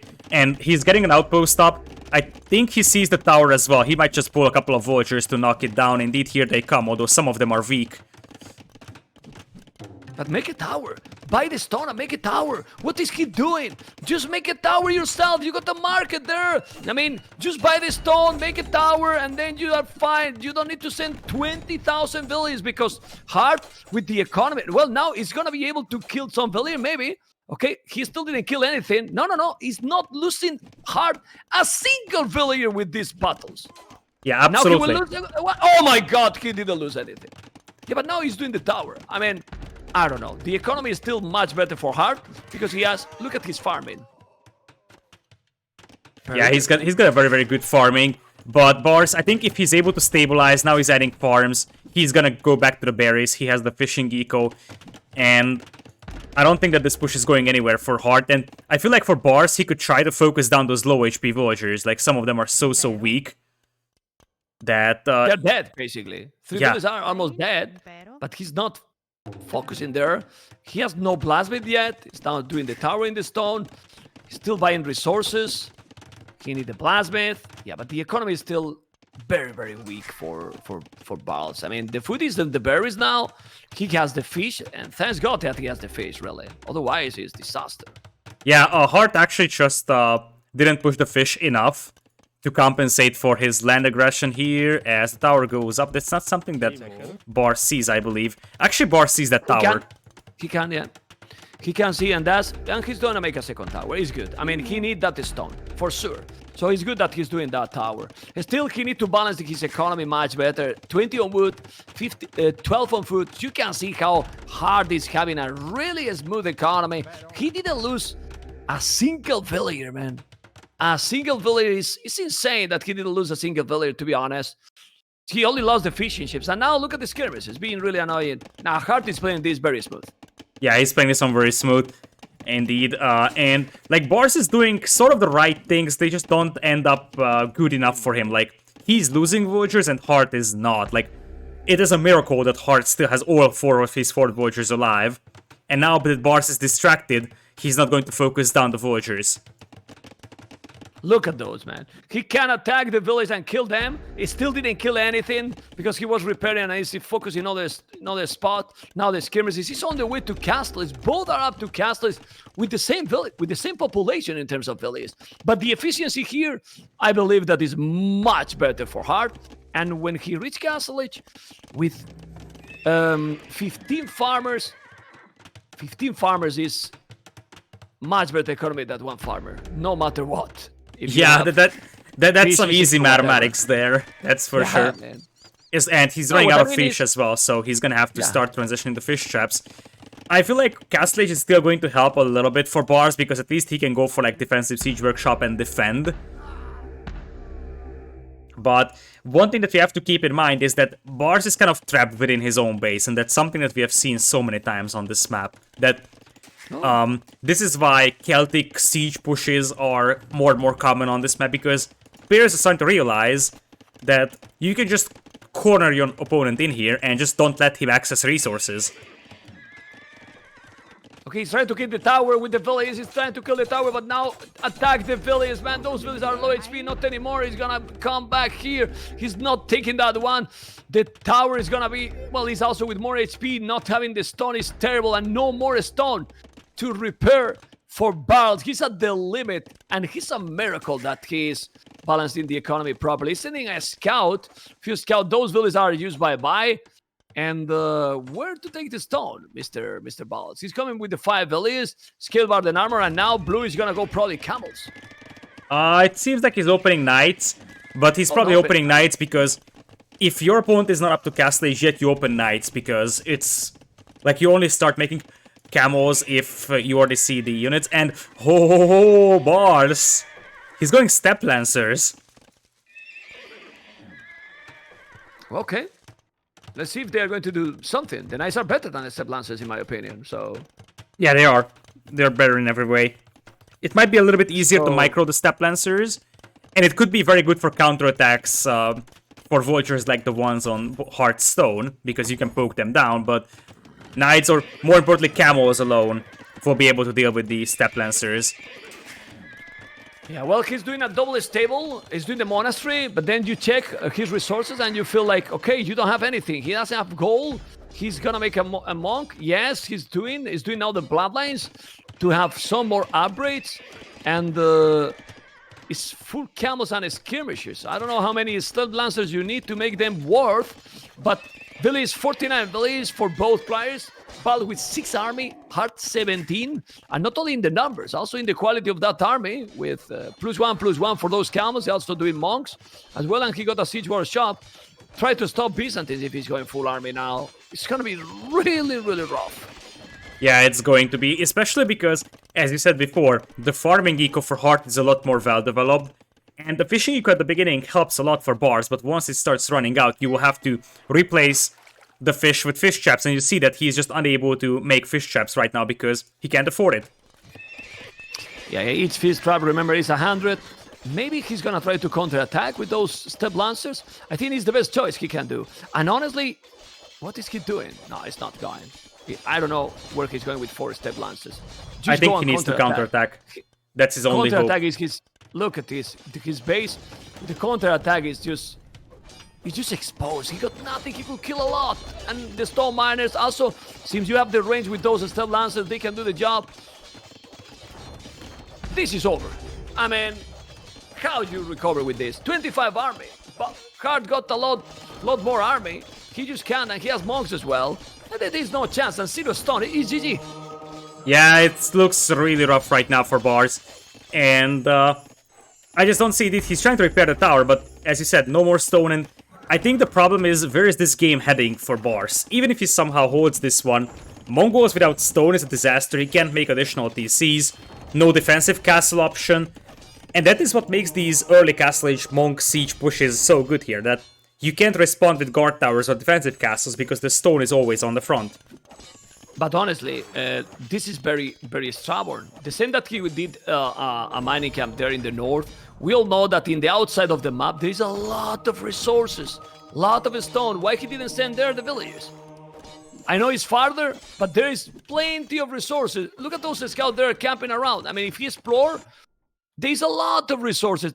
Actually, he can see a stone there. So you can just move there and the game is over. Honestly, I think Barles played really well the first game. That was safe because he walled and was walled completely with the Mayans. But in the next two games, Hearttt just proved that he's in a much better shape. Sorry to say, because the reactions was in both games really not correct, in my opinion. Yeah, it seems like Barles is having a bit more trouble under pressure compared to Hearttt. So Hearttt is a lot more confident defending. Even if you saw the Arabia game, Hearttt was pretty confident defending. He obviously was losing that game, but he was confident in his defense. Like, his moves made sense, his quick walls were more or less on point. Whereas it seems like Barles is a little bit more shaky-handed when it comes to defending against this one. And I think Hera himself predicted 4-1 for Hearttt. It looks like we're heading towards that direction. We'll see if Barles can rebound. He still has two more home maps, which is Hideout and Slopes. I feel like, based on what we have seen, Slopes is going to be tough for him. So I guess it has to be Hideout next, if he wants a hope to, bring this back under his control. Because I feel like another open map could be a disaster for him. Let's see. Because I was expecting a little bit more from Barles. That overreact with the archery range and Barak. He balanced them with the market, yes. But it's difficult. It's difficult to defend and feel quiet under the pressure. But he, like you said, he's a little bit shaking, right? And Barles killed more units, which is crazy, right? But the economy, look at the economy here. He got Hearttt over 2,000 more food in that short game. Over 2,000 more food because of that farming and without fish. Then wood, a little bit more for Hearttt, a lot more stone. Gold, Barles, almost double. And that's why he stayed in the game, because of the market. Otherwise, he was dead a long time ago. Game number 4. Yeah, indeed, game number 4 over here. And let's see if we have the game up. It seems like they're actually really fast getting the games up. Probably because they've been waiting for a long time because of the other series. So I don't think so. The time for a start, if I'm not wrong, it was 18 GMT. So they should start 1 hour ago, this series. No, it was 18 GMT, I think, the time for starting. I was checking the scheduling program, so I think the series are being in time completely. I think it's actually organized in a way that it is series after series after series, so they probably were ready to start earlier if the other one went shorter. No, but the other series, it really wasn't really long. Remember that it was a 4-1 series, so it wasn't a long series. Anyway, we're getting into the next game, and yeah, there is 2 minutes, and I need to take these 2 minutes. Be right back, Mr. Lidacor. All right, so mute myself. So welcome once again, everybody. Obviously, when I'm casting with someone else, the interaction with the chat is a little bit lower than normal, but hopefully you guys are enjoying this, and we'll keep going with this. There is one more series after this one that's gonna happen, but first, it looks like we're going to Slopes and not Hideout. interesting, as we have the game already coming in here. 1 minute of spectator delay left. We will have an Ethiopians versus Indians matchup. I have said this multiple times. I hate Indians on this map. I mean, they're not bad, but number one, they're super predictable. Number two, they don't really give you a huge buff after the shorefish pawns were nerfed. So I feel like there are way better civs right now than Indians here. And as I said, I think it's about predictability. It's about really, if you see Indians in the draft and if you see slopes, it's likely it's going to be Indians for slopes. The only time when it is not Indians is if your opponent actually intentionally wants to bait you into thinking that it's going to be Indians. With that, I think Memb is going to be back very, very soon. But regardless of that, we'll jump into the game in a couple of seconds. So we are ready, and we're going to slopes. It's a surprise that Barles is going for slopes here. I expected him to go for a more close map. Maybe he wants to keep his strongest home map for his last game. I can see that happening. But here it is. We are on slopes. The left side is going to be Barles, Ethiopians in red. Right side is going to be Hearttt, playing as Blue Indians. So, not a fan of the Indians pick here. I mentioned that before. Ethiopians feel... I'm back, Mr. Leadercore. And we are in the fourth game with slopes, Ethiopians, and Indians. Yeah, absolutely. I mean, so I was ready. I was just mentioning that I hate Indians here on this map. Like, it's the most predictable civilization pick that you can have, and sure, you get a little bit of a boost from the shorefish, but I don't think that justifies the picking Indians. Whereas Ethiopians is one of those civilization picks that we have been seeing from players from time to time.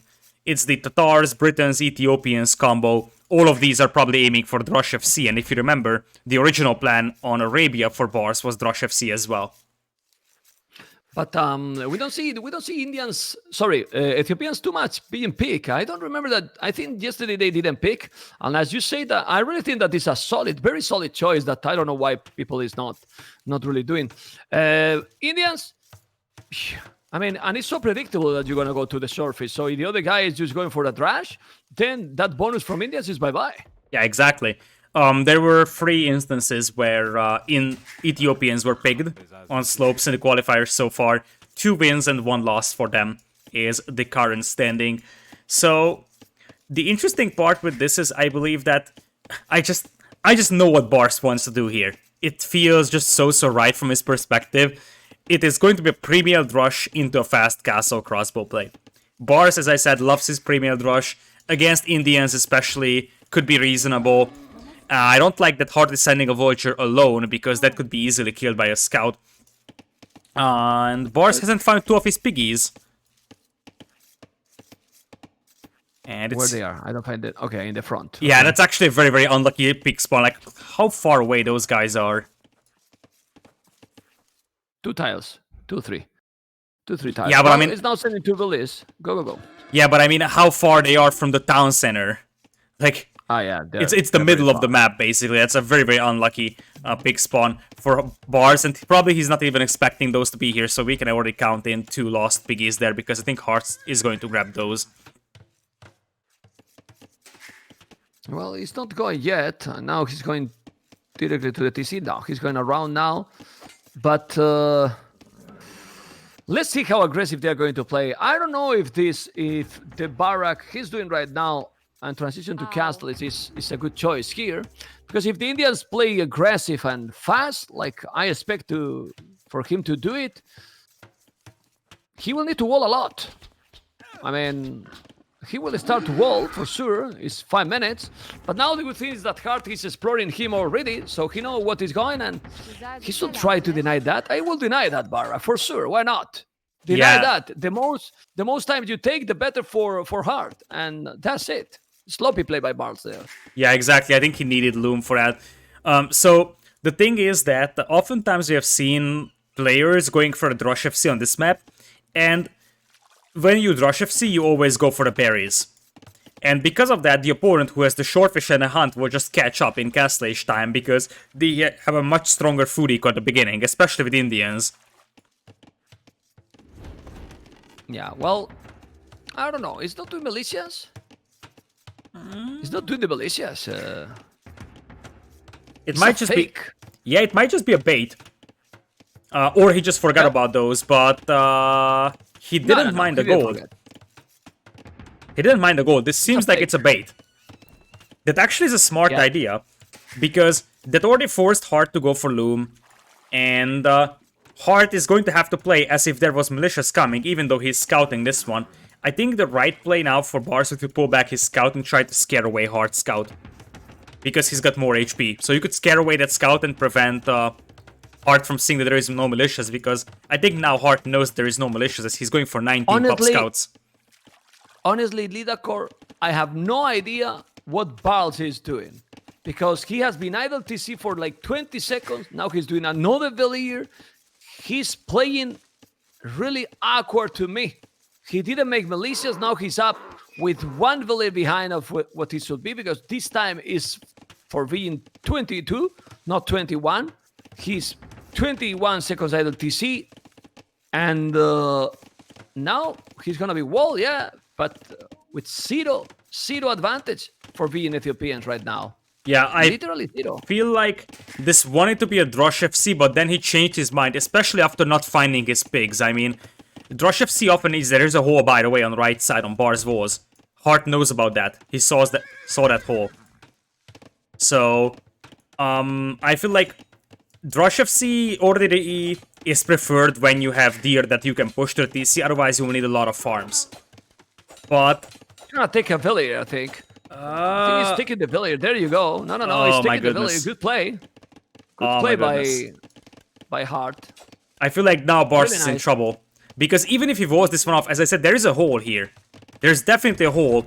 Hearttt needs to make sure he doesn't show that. But there is definitely a hole over there. And I think this wanted to be a Drosh FC, but then he changed his mind and went for Men-at-Arms. And now Barles is going to realize there is a hole, but still. Indians with short fishing and hunt. And they will just be playing scouts here. The eco is going to be much stronger for Hearttt over here, I feel like. Well, it's much stronger already, because in 10 minutes, he has 2 villas more. So that means 2 villas more working all the time, smooth, with almost no idle economy, while Barles' economy is much more. Now he need to put those 5 villas that finish in the short fish to work, need to lure the deers. I don't know what he's doing there. 5 villas idle. Yeah, he already took some deer. I'm not sure what happened over there indeed for Hearttt. But here come the Men-at-Arms from Barles. There's already range on the way though for Hearttt. He needs like 2 archers to clean that one up. And really, I feel like Barles wanted to go for that Drosh FC, but probably he didn't find his sheep. And he just decided, there is no way I will be able to afford Castle Age. Like, no deer push, no sheep. But I don't think it was that. I mean, like, maybe the deer is okay, but remember that you get extra 100 extra food and gold here. You can wall.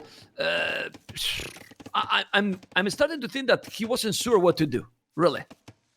Yeah, that could be something as well. Maybe after the barracks was delayed, he said, hey, this Drosh might be too late already. And look at this. He's not going for the hunt anymore. He sees that the Man-at-Arms are coming that way, so he was just going to run to the other side and go for the short fish there.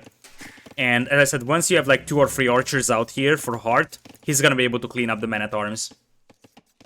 Well, he's not mining gold, so all he can make is skirmishes. And skirmishes is not going to help a lot. Obviously, with the scouts combined, can do better, but skirmishes don't kill the Men-at-Arms. He's going to take a spear, but he's taking quite a lot of damage in that scout. So 2 scouts are really low HP now. 5 scouts going back against 1 scout and 3 Men-at-Arms. 1 spear extra will be needed for Barles. And now Villis is still 2 ahead, but you don't want to take that battle. And the scouts' problem now is that those scouts become a little bit useless because they cannot raid, and you will need more army to do something to that army. I'm not a fan of the scouts builds on this map. Like, this used to be a scouts map in Hidden Cup 3, but it no longer is. Players just wore themselves up so early that this is no longer a scouts map. By the way, you can afford 1 archer if you're Hearttt. You got 50 gold and it only takes 45 to make 1. So you could make 1, and that would still be helpful at killing those Men-at-Arms. But as you said, those scouts are useless right now in terms of killing villagers. Well, problem is that when the players are not going on gold, you almost never see that archer out because they probably want to keep in case that they cannot mine the goal, make the blacksmith, then fletch in. But well, that's can be solved. There's a hole on Hearttt base.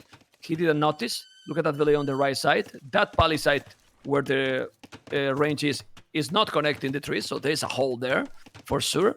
And now he's coming and trying to go for the goal. Goal is going to happen. The farming from Hearttt in this series is being all the time really, really solid. Like, it's doing a really great economy. Now he's trying to use the scout, but Barles is fully wall, arena style. And, well, the cities are only 2-1. So, a good win here by Barles can put the cities in. And he wall it. But the berries are there. The men-at-arms are being annoying. He can try to deny something, but it's not doing it all. And still the 2 villages ahead for Barles. Yeah, but on the other hand, you still have the fishing villagers on the outside for Hearttt, and look at his resources. He's getting close to clicking up to Castle Age here, and now he's mining gold, so he can make 2 archers and clean this up. And he could just go for crossbows right away. And even though that's not necessarily a great idea against Ethiopians, Barles just got his range up and he's not making any archers, so that should still be fine. I honestly feel that he's gonna go camels and skirmishers. You know? Because the camels get the extra armor, then the skirmishes will deal fine with the crossbows. You don't want to go crossbows battle against Ethiopian crossbows, so skirmishes might be solid. That is still open. I mean, Hearttt is not wall, because Hearttt has a hole, but the economy, the macro, Hearttt macro today is being, I don't know if you agree, is being insane. Really good. Yeah, absolutely. I mean, after the previous set that he has played against Rubenstock, where he was just being chased all around the map, I feel like he is gonna have a very, very easy time building up his eco. Yeah. I mean, let's see. I mean, he's just finishing the blacksmith, fletching. Well, he's doing the armor. He's doing the armor in those skirmishes instead of the attack. Probably it's a misclick. You usually do the attack always first, but still, he's doing the armor. That's a mistake for sure. I think against men-at-arms it's a mistake. Yes. Yeah, he even canceled it and goes for fletching, but. Yeah. Against archers, it's debatable. I think Hera had a debate about that, where he was like, is it worth it to go for the armor upgrade first to keep the skirms alive for longer instead of fletching? But against mat-arms, you want the damage output because you want to kill those mat-arms slowly. No. I mean, well, let's see. He keep doing more and more skirmishes. I don't know. But honestly, if you go skirmishes and camels and you make those skirmishes with ballistic, then what the Ethiopians can do with the eco lead that at this point Hearttt got, other than the hole, because he has a hole there and he still do not notice on the right side. You see where I'm in? Yeah, I see what you mean. Hole there. That's definitely a hole. So Hearttt is gonna go forward, siege workshop, skirmisher play, and the thing is that normally Ethiopians could just add knights against that, but the thing is that Indians would just respond with camels. In fact, we are seeing some camels already coming in here from Hearttt.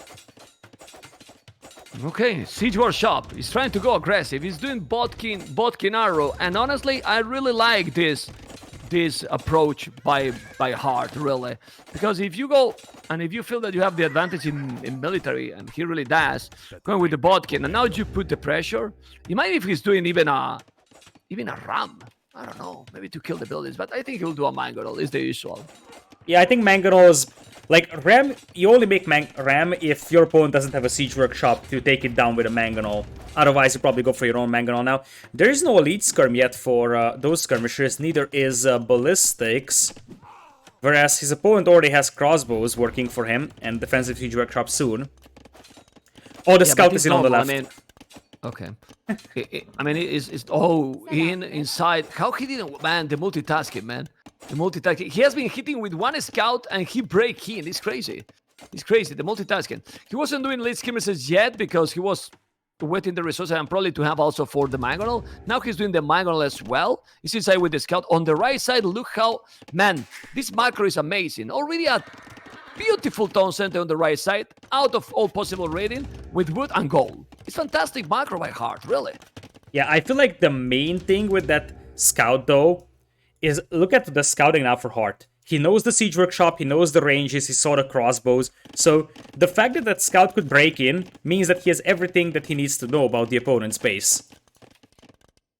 Yeah, he knows absolutely everything. You are completely right. And if we check red, he has explore. Yeah, well, he has a spear. I mean, a pike forward. He has now the mangle and the archers. So it's about micro. I really think that who is doing in this situation ballistic first, it can be sick. It can be really, really sick because they both got range units and siege. So, those camel, but since there's no ballistic, no problem. Economy, though, why he's also getting this advantage? Mr. Hearttt, he got a wheelbarrow long time ago. Mr. Littlecore, long time ago, and that's amazing. Yeah, and he's got cheaper Indian villagers for the boom, 2 TCs. So unless Barles actually starts being more aggressive and starts actually killing villagers, he will fall behind an eco so badly. Yeah, but that's how you go aggressive really now. I mean, your opponent got more mangonels, he got the counter units with the skirmishers, he's now going to the hill, he's forcing him to go back. He can't go attack. And I would love to see ballistic, but I feel that Hearttt will go for a 30C probably soon. I think it's right. Like, he's not actually forced to fight this one by any means. And there's also mangonels for him. Mangonels for the opponent as well. So I don't think that ballistics is that necessary over here. Especially if you can do multiple TC boom behind this one. Because it's not like you have to fight this. No, and the economy advantage is still there. He's much more farming all the time. Look at the shot, beautiful, and now he's coming with another 1-for-1. No, they didn't lose any of them, but now he's gonna lose it. Oh, but he's taken. That was amazing shot by Hearttt because that Mongol was destined to die, but he took the last second Lidakor to dominate and make some good damage. Yeah, this is perfectly fine for Hearttt at this stage. Like, his opponent's crossbows are relatively weak, and there is reinforcement mangonels coming in. I think Hearttt could add +2 defense if he wanted to, but he's just kind of being annoying, forcing his opponent to make army, and behind this one, just boom on 2 TCs. And it's gonna be the third one as well in the middle, so it's going to be 3 TC boom, and whereas Barles getting TC number 2 up just now.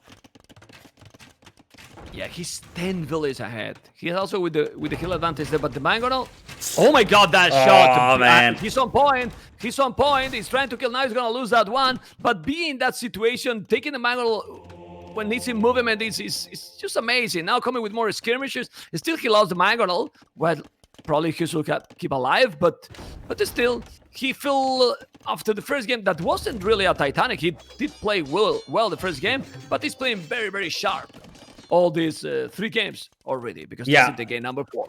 I feel like in the first game, Hearttt also played pretty sharp. It was a matter of... I don't even remember where he lost that, but basically he just got overrun by eagles. There was a couple of holes that basically made it a disaster for him.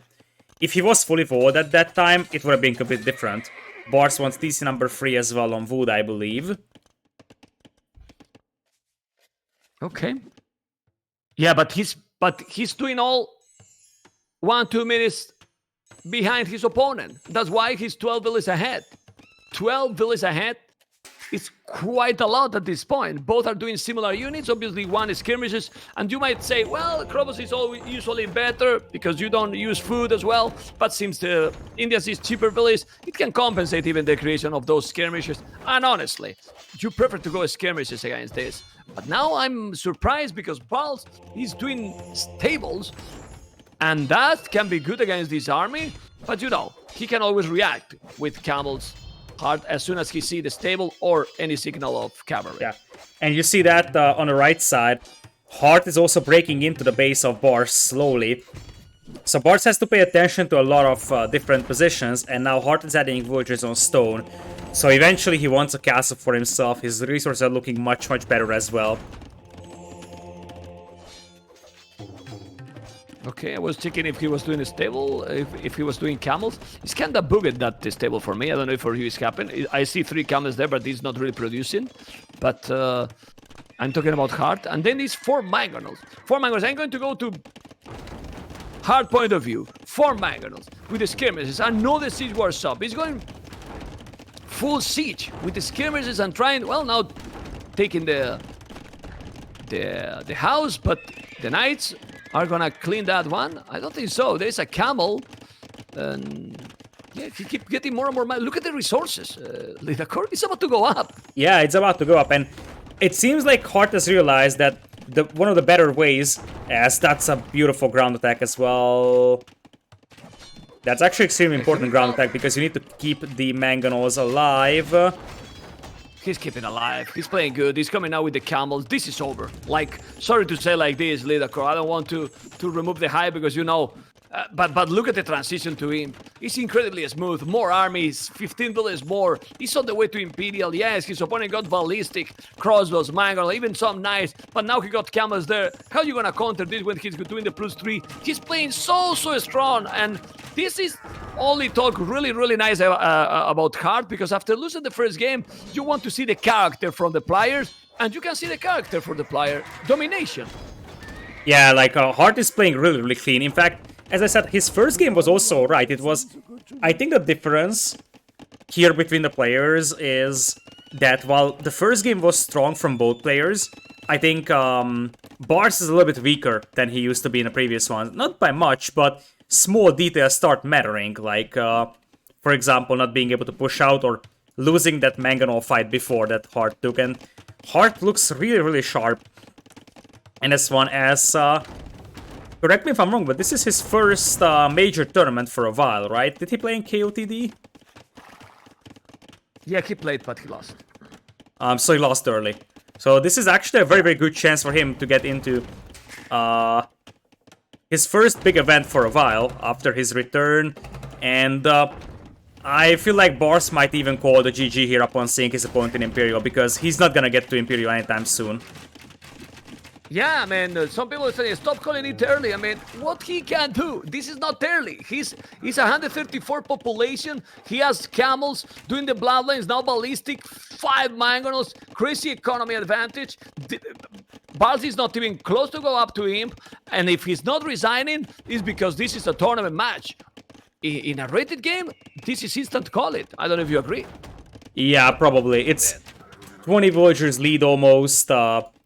Your opponent has a bunch of camos, and I see Bracer coming in, so it is going to be camo skirm still. And now Barles wants to dive in before his opponent gets the Imperial Age upgrades. But I think if he loses this fight, he's going to call it, because he sort of wants to go all in on this one. Look at the control he's doing with that army. He's not even losing the mango. He's not gonna lose one. He's gonna try to kill the other, but these camels, he's gonna be +3. The +3 is already there. Now he did some good shot there. He has to be careful for sure. But those skirmishes and with those camels as well. Problem for Barles. Look at Barles using the market like crazy. Okay. He's giving a shot and trying to keep going. But now he's gonna be camels +2. Those +3 with chemistry are just, I mean, the skirmish is gonna kill the mangonels. Yeah, it's crazy. Skirmishes will take the mangonels. By the way, it is worth pointing out that Hearttt has enough stone for a castle, and since the entire army of Barles is on the left, you could actually drop a castle in the middle of the opponent's base, like right next to the barracks of Barles. Yeah. That's taking that mangonel, there you go. And after this battle, when he's taking the mangonel with those camels, with the +3, with chemistry, I mean, with chemistry it's appeared there, look at the mangonel as well.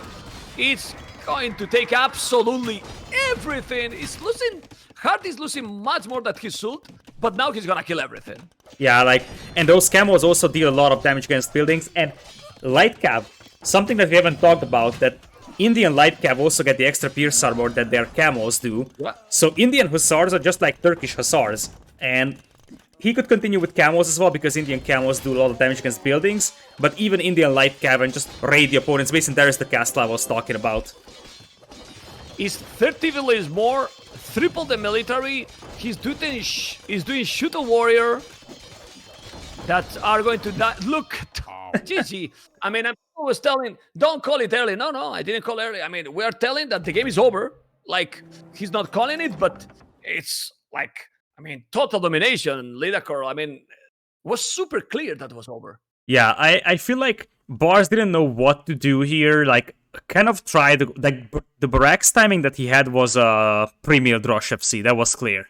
But then he went for Men-at-Arms, lost the Voyager in Dark Age. And since he went for a Men-at-Arms but was on berries, his opponent was able to take both Hunt and Fish, and that was just enough to beat him to Castle Age. And also, in Castle, the better composition. Skirmishers to defend, and behind that have a boom, is what finished off the game here. Yeah, the economy advantage. I was just showing all the statistics here. The economy just talk by themselves. Crazy economy advantage, and we're going for game number 5. But I have the feeling that this is gonna be maybe the last of the series because Hearttt is playing so damn smooth, hopefully, that I'm gonna be wrong. Yeah, this is going to be interesting to take a look at indeed. Then, this is the final map of Barles, and that is Hideout, so at least he's a little bit safer. But one thing that we noticed is that Hearttt seems to have a slightly more confident Mangonel micro, for example. So it is very possible that we're going to see Hearttt trying to go for like an aggressive early Castle Age push and just try to do the same thing that he did right now. Just pushing Castle with Mangonels because he feels more confident in his micro. I'm checking what are the civilizations possible. And Hearttt is going to go with either Khmer. Yeah, he's gonna go Khmer. Yeah, I feel like it's Italians Khmer. is a good. Yeah, Italians is a good possibility, but since there's islands as well, it's Khmer or Britons. Yeah, it's Khmer or Britons, but I feel like Gold Rush will be the Britons pick. Although either of them could work. Like Britons could be Gold Rush or Khmer could be Gold Rush. I feel like Khmer here is still potentially a better option than Britons. On the opponent's side, what is the Very solid for Gold Rush too, but the yeah, true. Side, he's going to go Portuguese. No. No. What is he going to do? Actually, I don't know. Vikings or Vietnam? Those are the ships left? Holy moly. He's got Tatars too, but I feel Tatars wouldn't really be a reasonable idea here. I feel like Barles is being a little bit outdrafted over here, to be honest. Vikings versus Khmer. Oh my god. Oh, let the booming begin. Vikings versus Khmer. Well, I don't know. I mean, depend how they play, but if Hearttt is keeping this macro he's getting, what the Vikings, even if they get the anti-infantry, what the Vikings can do in late game against Khmer. I mean, I don't know. Yeah, that's rough. That's rough indeed. Like the Scorpions with 8 range could be really troublesome. But I would say that what can Vikings do if the Khmer go for a very fast Castle Age and potentially a Siege and Night push? Nothing. Like, exactly, I was thinking, because yesterday I was talking with Supi that Khmer what can do against Teutons. That's right, Teutons is amazing. But if Khmer is doing that aggression, Vikings are crap. Anyway, let's go and check. And amigos, this is starting. And no more questions, right? Because we have the answers very soon. Let's go. Game number... I lost. It's game number 5. Yeah, it's game number 5. Yeah, let's go. And we keep going. Mr. Leadercore, Vikings and Khmer. At least it's a civilization matchup that we also don't see on this map. But honestly, with 37 civilizations, you're going to tell me that the Vikings is one of the best for this map? Because I don't believe you. I don't think so. Like, I understand the concept. Vikings have a crazy eco, but I feel like the thing is that Vikings eco is crazy on a map like Arabia. But if you give a map where you are like relatively well defended, like this one or Arena, for example, there are civs with better boom, like Teutons, potentially Khmer. So if your entire game plan is just to boom and try to build on the Viking eco, that's not going to work, that's for sure. Yeah. Well, let's see. Again, sorry guys, people in my stream, because the servers today are crap. But with F5 you can refresh and definitely see completely, because he's back. It has been 2 seconds. I don't know what happened with my servers or with my stream. The stream is completely back. It has been, a minute. I'm sorry, I have to point out this, Mr. Lidecore, because people need to know that we are back. It's just 5 seconds, but do you think we're going to see any feudal aggression? I don't think so. Maybe the Castle Age aggression? I think Hearttt will go for the Castle Age aggression, really. Yeah, he has to. I think there's absolutely no point for feudal age aggression for Barles against Khmer that Like, by the time your units get there, the Khmer player will be up to Castle Age. They can just go up so fast. And you see that there is only 3 on wood for Hearttt over here. Tries to push in the deer and apparently struggles a little bit at doing so. Yeah, well, let's see. Let's remind people that if there is someone new about Age of Empires or about this map, that this map are pretty much fixed, right? Like the one stone, one gold inside only, then berries. The deers I see that are all the time outside, not like it in the matchmaking. Yes. And well, the ships you have to find it because sometimes are in, sometimes are outside, and then the map distribution. Well, we can see the gold. Do you remember the map distribution yesterday in this map for Velez? It was terrible, but since he went aggressive, because land got all the resources there, but Velez went aggressive and recovered completely. I think that one of the special things about this hideout generation is that it is always spawning in a way that there is like a closer side for players and there is like a further away side. Sometimes you spawn directly on the opposing side of the forest in matchmaking. Here the forest is always like a T shape, and on the closer choke point you always have all the neutral gold spawning that way. So if you see, the right side of the map is wide open right now, there is no gold whatsoever. The gold always spawns in the side where the 2 players are closer to each other. Well, but yesterday, Lan got everything on his side. All. On Villet's side was nothing. Really nothing. But, well, that shouldn't be the case. Anyway, more push. He's pushing the DS. Remember that the economy advantage for the Vikings is from Castle Age. And, let's see what they are going to do. I believe that this is going to be a very slow and game, at least in the start. So we need to fill time. Mr. Lidakor and see how they are pushing deers, because for now, nothing else to say. We have to wait a little bit. Yeah, absolutely. This is going to turn into National Geographic, as you said before, here. But sometimes, let's see, still 3 on wood for Hearttt, so he's probably going for a fast castle here with the super fast top of Khmer. I don't think that you should do something that's like insanely fast. I think you can do something like 25 no loom, 25 plus 0 no loom. You will still beat Vikings to Castle Age, but you won't sacrifice all your eco for it. Depend also what strategy he want to do, you know? If he want to go aggressive, probably that build order is the best to do. But if he want to go for super fast boom, well, let's see.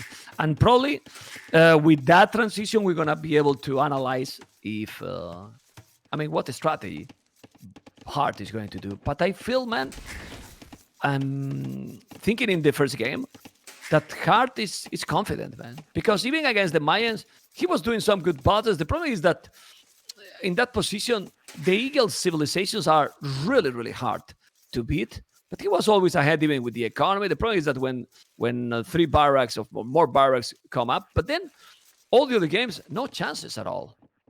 Yeah, absolutely. And the thing is that Hearttt is going for 23 plus 0. I think he's gonna go aggressive, and I think I like that. Like, we have seen a more confident Mangonel micro from him. We have seen a much better... Everything.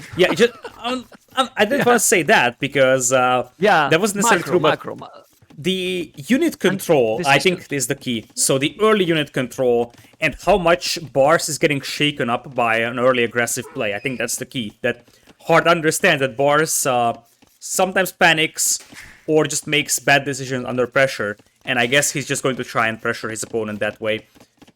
He went for no loom yet, but it's probably 23 plus 0 no loom, and then you're just gonna click up. There's already Fort Wizard. Okay. So I guess it's gonna be stable right away. And then Knights, Siege Workshop. Fun fact, for a Siege Workshop you need a blacksmith, so that's something that you have to incorporate into your build order here with Khmer.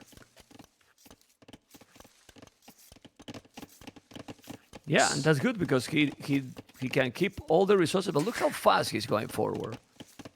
He's going faster than I expected. There's a bear. He has to be careful about that bear. He's looking for some foodies. I think Hearttt will actually trigger that bear eventually, or get Loom first. No, he has the scout and he's avoiding. He's avoiding it. And he's doing well, really well. It's gonna be stable. I mean, one thing that is fantastic, and I really like what they did, the developers, is that you cannot scan anymore. Like, you cannot scam in those explore area. But Barles didn't even explore that area. But if you explore, now you cannot scan if the player is coming forward. I really think that's why some players are now committing more to come early, because he's thinking, okay, if I build this, he has no way that he can scam. Because before you were exploring all the areas, you could just put some houses there and you say, oh, he's coming. Now you cannot. So that's for the player that is going aggressive is much better. Yeah, and also, one of the nice things that you get with Khmer here is that you see that Hearttt is making a house on the front. That will keep that villager alive for a long time, because if Barles is coming in to snipe that villager, Hearttt will just jump into the house. That's a very, very underrated bonus of Khmer. As, indeed, we all have, I think it was 23 plus 2 for Hearttt at the end of the day, so he added a couple of villagers in Feudal. He probably wasn't able to afford the stable when he wanted to. I think he did it kind of on purpose, because, like, as you said before, if you go extremely fast, you're going to be so quick, yeah, but you're going to be probably low on resources to really go super aggressive. Now my question is he going to go siege or sub, monastery? Because he's going to do something else, I believe. And I don't know what his plan. I think he's workshops. Going to release forward, Barles. Barles to villager. Well. Double forward. Yeah, but Hearttt is gonna see it. Hearttt going to see it. At least he see the spear. Now let's see if he's going to fight. Look how he's sneaking this. I think he knows. But he can see it. Oh baby. There's no loom on those fields.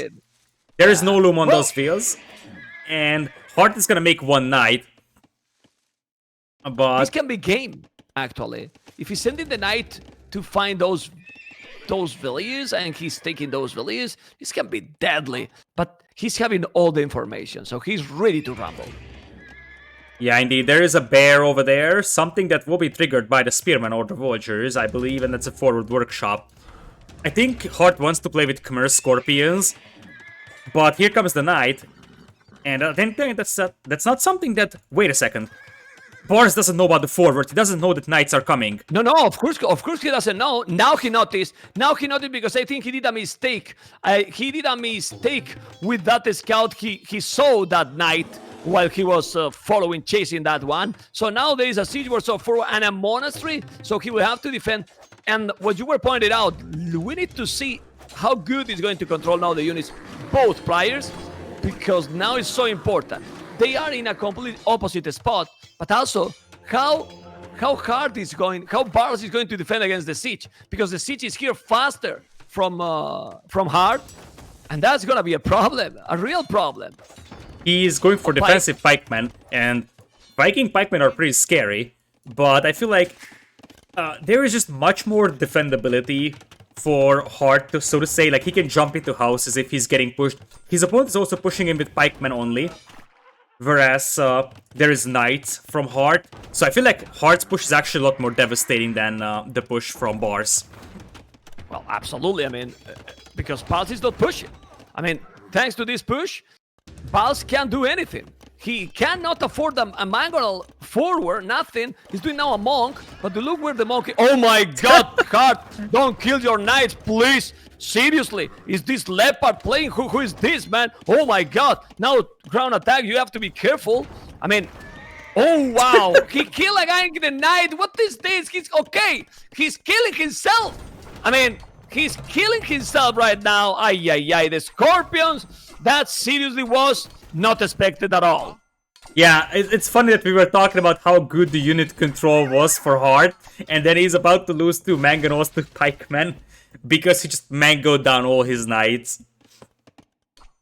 People in my chat say that Hearttt won more games. Do you agree with that, Lidacor? Yeah. Rollers! I mean, seriously, he has lost a lot with those pikes. Yeah, that was an awful lot, and as we said, he also had to go for the defensive siege workshop. Luckily for him, Barles is not pushing him, so that's sort of an advantage. Barles has nothing on the front, and it's going to be 2 TCs for Hearttt, so he will do something similar now. Not going to go for an all-in push. He will just say, okay, I'm going to keep up the pressure and go for a 2 TC play. Because let's face this, I mean, he has lost this, but Barles did Pikeman upgrade expensive, very expensive upgrade, over 200 food and like 90 gold, something like this. Then he kinda has a bad micro with his wood. That's why he's doing a stable at home even. Okay, this is looking now much better for Hearttt, even if the score is like this. And I'm telling you why. I don't know if you agree. I mean, doing a stable now, he's thinking that he's gonna keep pushing. He kinda stopped the push hard, and he's doing more economy now. Yeah, exactly. And like Hearttt will pretty much cut off all reinforcements anyway, so the pikeman won't really be able to hit the base of Hearttt. The knights coming from Barles will also be intercepted, and there is going to be 2 TCs with Khmer farming. And I think if there's one civ that can actually survive being behind by handcart compared to Vikings, it's Khmer with the farming. Okay. 2 more monks go down here so easily, and look at the KD, 16-9. With that, let's say Titanic that we saw in the start. Yeah, exactly. But the value now, it's stabilized completely. We have Hearttt with 41 villages. He's gonna lose those 2 villages. He did a mill there. What is that mill? I mean, seriously, what is that mill? Look at this. I mean, Hearttt is still in a lead position, and it will be in a much better position soon, because now the boom from Khmer is gonna dominate. He's seriously gonna dominate. And look at those scorpions. Fantastic. He's gonna take that monk? No, he didn't take it. And now he's gonna kill that knight. Okay, that was something good, but... yeah, but as we said, okay. Right now Hearttt is completely fine booming on 2 TCs. 5 villagers lead already. He doesn't have wheelbarrow and horse color, but with Khmer that's not that big of a deal, especially because of the farming eco. So Hearttt could even go for a 3rd TC, and I think we're just going to see the same things happening as in the previous game. Just Hearttt outbooming his opponent very, very slowly. Well, the Vikings has now the hand card, obviously. Horse collar is there, but no wheelbarrow. And hand card for the Vikings always helps a lot. He has 2 town centers. He will need the 3rd TC. He's doing another monastery. I mean, he's doing a lot of buildings, and now the 3rd TC. Okay. But he's 6 villages ahead already, so... yeah, he's in a fine position. And what you want with the Vikings here is to try to go aggressive against the Khmer. And Hearttt has avoided that. And he's now with the eco lead, so he's in a good position. Yeah, absolutely, and he's gonna be on stone. We might even see a bit of a ballista elephant cutting later on. Let's see. So it's not impossible. Ballista elephant, light cav. I feel like if this push doesn't work out for Barles, he's gonna be in huge trouble. Beautiful! Beautiful how he micro the scorpions is still not losing anything, losing the mango, converting, killing the monk. Now he's gonna take probably some of those scorpions, but still he took all the monks. He's doing a much better trade now, in my opinion, Hearttt. Even if the score doesn't say the same. Oh, but now that I say that, I bring the bad luck again. Why he didn't convert that knight? He stopped it. Yeah, that was weird. Still, I feel like this is just a small win here for Barles, but he's just so far away from actually doing any damage to the opponent's eco. And now Hearttt actually starts thinking about more cavalry here, making 2 stables back at home. It's now 7 villagers lead. It looks like Barles is actually gonna go for 3 TCs as well, and theoretically a castle drop is not impossible if he sends like 7-8 villagers on stone.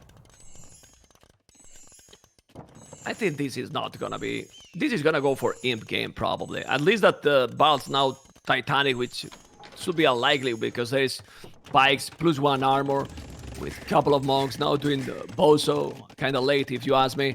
But he's doing an outpost, will be ready, 3 town centers, and now he's gonna do what? He has totally stable. Wheelbarrow for Hearttt, 22 farmers. When you start to have more than 20 farmers with Khmer is pretty sick. So let's see what he's going to do with those 2 stables. He's doing the blast bit now, all this time, and no even blast bit, and no loom. Okay. Yeah, no loom. It looks like Barles also made a siege workshop back at home, so he can actually ram down those buildings. I'm not sure why he didn't just make a ram on the forward siege workshop. It's not like he was in the rush to take those down. Yeah, I don't know either, but still the boom is getting closer and closer. Now he's taking the relics, Barles. That's solid. It's important. Can take the relics as well, and it's sticky. Oh, now he's gonna lose the mangonel. Both players, no, he's gonna lose blue. He's gonna repair that one. That knight is going to repair, but you need to convert. He's trying to convert. He couldn't. Another siege workshop, but Khmer economy. The farm bonus is insane. I mean, Vikings is great. But this farm bonus, look at the food. I mean, you see the food like this and you feel, this guy is a cheater, man. Yeah, this just feels like some more Feudorias, so to say. Yeah, exactly. But yeah, like, Crazy. At this point, Hearttt can think about Imperial, and he's also thinking about the defensive castle, I believe. Probably close to that stone TC. As, like, Barles is actually having the same villager count, but once, like, theoretically, even without Wheelbarrow, the Khmer farming is probably at least as good as the Viking farming eco, if not better. So, really, Viking eco is great, but Khmer is probably still better. Yeah, I'm going for Khmer. Seriously, Yeah. I prefer Khmer economy. In this situation, you know, if the game was like a smooth boom from the start, he's doing more stables, the Vikings, at home.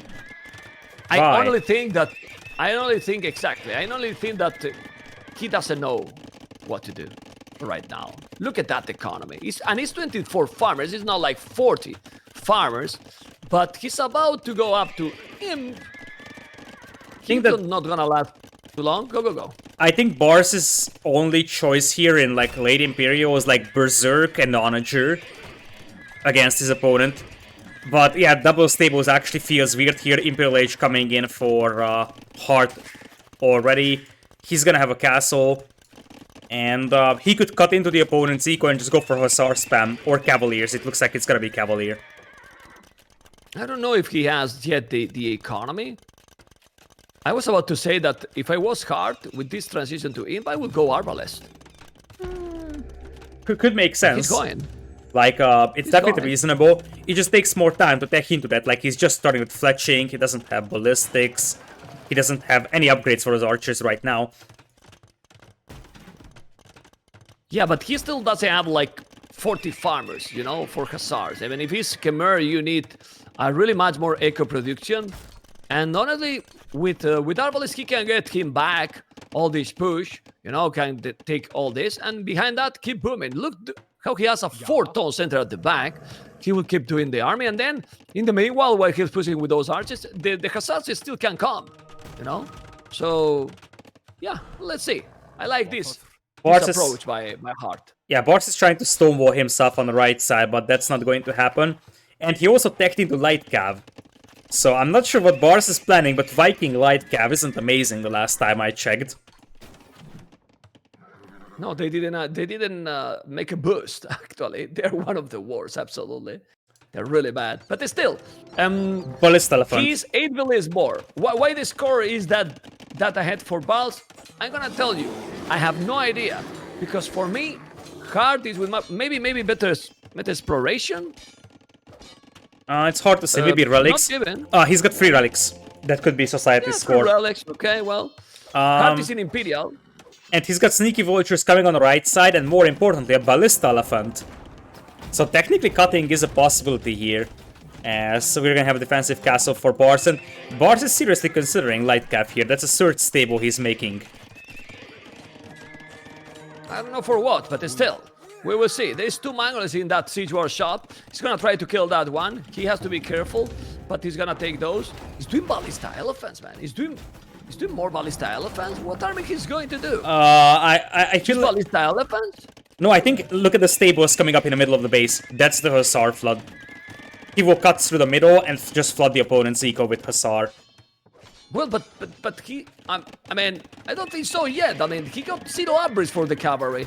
Like, at the moment, he doesn't have really any economy. He's gonna lose 1 monk. He has to be careful with the mangonels. He's losing now the monk.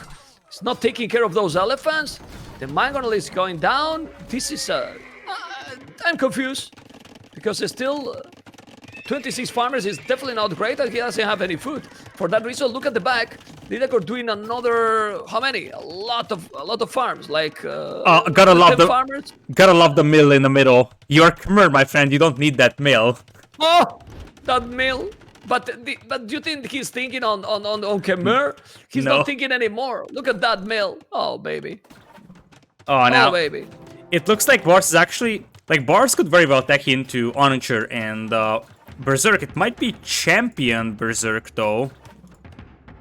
I don't think it's just gonna be Pikeman. That would feel awkward.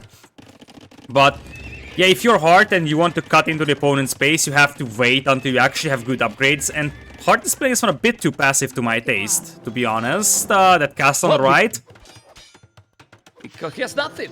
His economy is not good enough. I mean, he's still 125 village, but he still doesn't have the economy properly. There is now a ballista elephant. He need at least skirmishes. Now he's coming with a trap. Yeah, but the castle is not tapped on the right side. He was trying to make 20,000 farmers there, but those farmers are definitely not going to be up. And now with the chieftains, that upgrade is amazing against the cavalry. It's +5 extra against cavalry. And, well, Hearttt is not doing army. Yeah, he's not doing an army. He's gonna go for Scorpions, that's for sure. But as I said, this gives a lot of time for Barles to tech into like Pikeman Onager, or I think the ideal scenario for him is Berserk Onager. He's got another castle worth of stone. And yeah, there's a random militia as well right next to the castle. That's probably just a misclick from Barles. But Berserkers always come out resources they take. They take a lot. I see barracks now in the corner at 3 o'clock. Look at those two barracks with there's a monk, but the castle is there. It shouldn't be a big problem. Resources is still better for Barles. Barles is now doing siege rams, and you don't have Hearttt doesn't have anything to stop the siege rams. Not at this point. He will. He's a smart Onager upgrade.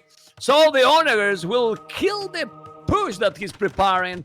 He has his skirmishes, and he's gonna have those Onagers. He's expecting this. Now there is a monk there that converted one villager, and that ballista elephant, he's trying to kill that mini base, and he really needs to do it, but the pikes are taking the elephants like in seconds. Look at that upgrade he did with chieftains that take the cavalry. Here comes the ram push, and that Onager is still quite far away. In fact, it's on a forward siege drop. It's just going to finish. Oh, this is going to be close, but I think Onager comes in just in time here. Yeah, he need to kill the rams. He need to send villagers to repair that castle. Those are many rams. Those rams got few pikes as well, but he got a lot of skirmishes. If he's saving, no, the castle is going to go down. Yeah. He got also 2 trebuchets, but he still have Onagers and the skirmishes, so that push won't go too far. I think with the castle and Onagers, if he micro properly, he might take it. Now doing the +3 and now doing it with the light, he has 48 farmers. Now he has a lot more farms, but I don't know. I'm surprised that Hearttt couldn't do something else earlier, and now, but now. Oh, the ram. Oh, but the micro with the ram, with the micro with the Onagers. Oh my god. But he didn't kill it. What the hell? He could have killed all the Onagers, Lidakor. Yeah, he could have. And I think Hearttt expected an Arbalest ram play here because he was so heavy on skirmishers Onagers. He didn't expect the pike and ram push. As now pike are coming from the right side. Ram is also there as well. And as we have discussed, Hearttt still doesn't really have army. Well, he has right now 20 skirmishes, 5 ballista elephant, 3 Onagers, and 2 traps. But he needs something else. He needs to clean also the army on the 3 o'clock because he's gonna be annoying. He's killing some villages with those pikes. Now he's coming with the skirmishes, few Onagers, but this can be a very long game, amigo Lidakor. A very long game. Yeah, I feel like now Hearttt is gonna need that Onager cut more than ever. He's taking it to Hussar, and if he actually Onager cuts in the middle, he could kill like 40 villagers from his opponent very easily, so that's something that he has to be careful about. But technically Barles could Onager cut soon as well. The castle on the right side is gonna go down, and Barles is not giving up on this one. Well, why to give up? He's ahead. 182 population, 180. Now he has 50 military, 132. That castle is going to go down. Now Hearttt is playing quite slow, I will say. Now he's trying to kill all. Oh my god! All the pikes in the top left. pinned down because he's focusing in that castle that is down already. But those honors and skirmishers are now going to do the job. And remember, when he put the hussars on the field with honors and skirmishers, just need to control. The hussars can do a massive job here because of the mobility. Yeah, absolutely. And he's not far away from hussars. Like, he's gonna have +1/+2. He's already got bloodlines, he's got husbandry, he's got the hussar upgrade itself. And he's now floating enough food to actually start spamming hussar. Nah, he has, and he's doing plate mail armor. I mean, like, he's defending in the north really well. Need to defend in the south because it seems that he's doing now more damage in the south. Well, at least he took a castle, now taking a TC. But in the other side, he's stabilized with the honor skirmishes and hussars. But he need to clean this area. And now we see champions. Yeah, champions. I see supplies, all the upgrades. That's a good decision. It's your opponent is full of skirms. I think berserks would still be better, but it takes quite a lot of time to get to. Although there is 2 castles from Barles. I love that Barles has one of his castles in the farming eco. He's expecting a cut. And to be honest, now with this Barles, that should easily cut to the opponent's base. Look at that. He might not even need an onager soon. He might just actually chop through with villagers. But he don't really need to cut. I mean, he's pushing already. He's pushing with rams. He's getting into Hearttt economy. Hearttt is still with 152 villages. That's too many, in my opinion. But there's still 52 on farms, which is still okay goal. And now doing the latest attack upgrade for the hussars. He's holding in the other side. The honors are taking the skirmishers. He has to be careful. His honors, there is the ballista cut. Need to stop the siege rams and pikes. He's cutting here, and now he's trying to cut. I'm going to go raid. Let's see if he's gonna go raid, but I don't know why he's not trying to stop that siege rams push with the pikes. I don't say it's easy, but he need to do it. Yeah, I feel like the problem that Hearttt is gonna have here is that he's raiding, but he's raiding with 4 hussar, and that's not enough. Look, in the north, look at the honors going to the castle. What are you doing, man? Sending the honors alone to the castle, losing all the siege. Oh my god. Hearttt is throwing all his entire army, all his army to the damn hell against units with ballistic, and look at this, now Bodkin arrow. I don't know what Hearttt is doing right now. He's opening and trying to raid and try to create chaos, but he has a lot of chaos on his base. He's gonna be able to hold? Well, no. Population is just look at those buildings. Those buildings are melting, and we haven't even had longswords on the field. I mean, he's just pike and ram. If the longswords arrive on the field, it's gonna be even more brutal. Although Hearttt wants to go all in the middle. Look at that stable being placed there. Yeah, but he need to stop the push on the right. Now on the left, also going with the pikes. I mean, why you try to raid when you are getting destroyed on the left and on the right? And this, I don't know. Hearttt is still with good population, but now this is elite berserker, and Barles will take this game. I don't know how this game is so over. I mean, all that Barles needs to do is just spam that berserker hotkey, and everything that Hearttt has dies to berserks. Skirmisher is very easily dying. Hussar dies to berserks with chieftains. And as I said, if you can get to onager berserk, then that's gonna be working perfectly for you. It takes a lot of resources, but if you get there, it sort of seals the deal. By the way, Hearttt was going for skirms the whole time without chemistry or ballistics. Yeah, I mean, and without any armor, like only +1 armor, like, I don't know. I mean, it's crazy what happened in this series that day one player is playing so smooth, and all the compliment that we were giving to Hearttt, he just did the opposite in this game. Yeah, exactly. Seriously. All the opposite. I'm really not sure what happened to him over here, because this by far was his worst game. And now you can just start getting berserks into the eco of Hearttt through the middle. Just like Barles is going to do. 4,000 score lead isn't really lying. And I love the stone walls on the left as well from Barles. He knows that his opponent will want to raid, so he just stone walls it off. Yeah, he's walled with gates, beautiful buildings, architecture, like I love to say, and the hussars. Let's see, because the only chance there's no chance. Come on, this is over. Yeah, look at that castle from Barles. He wants to finish this game over here, and well, we might have a little bit more balanced series over here than we initially expected, and yeah. especially after this game, if Barles and Hearttt continue to play the way that they played in this one, then there's a chance for a comeback.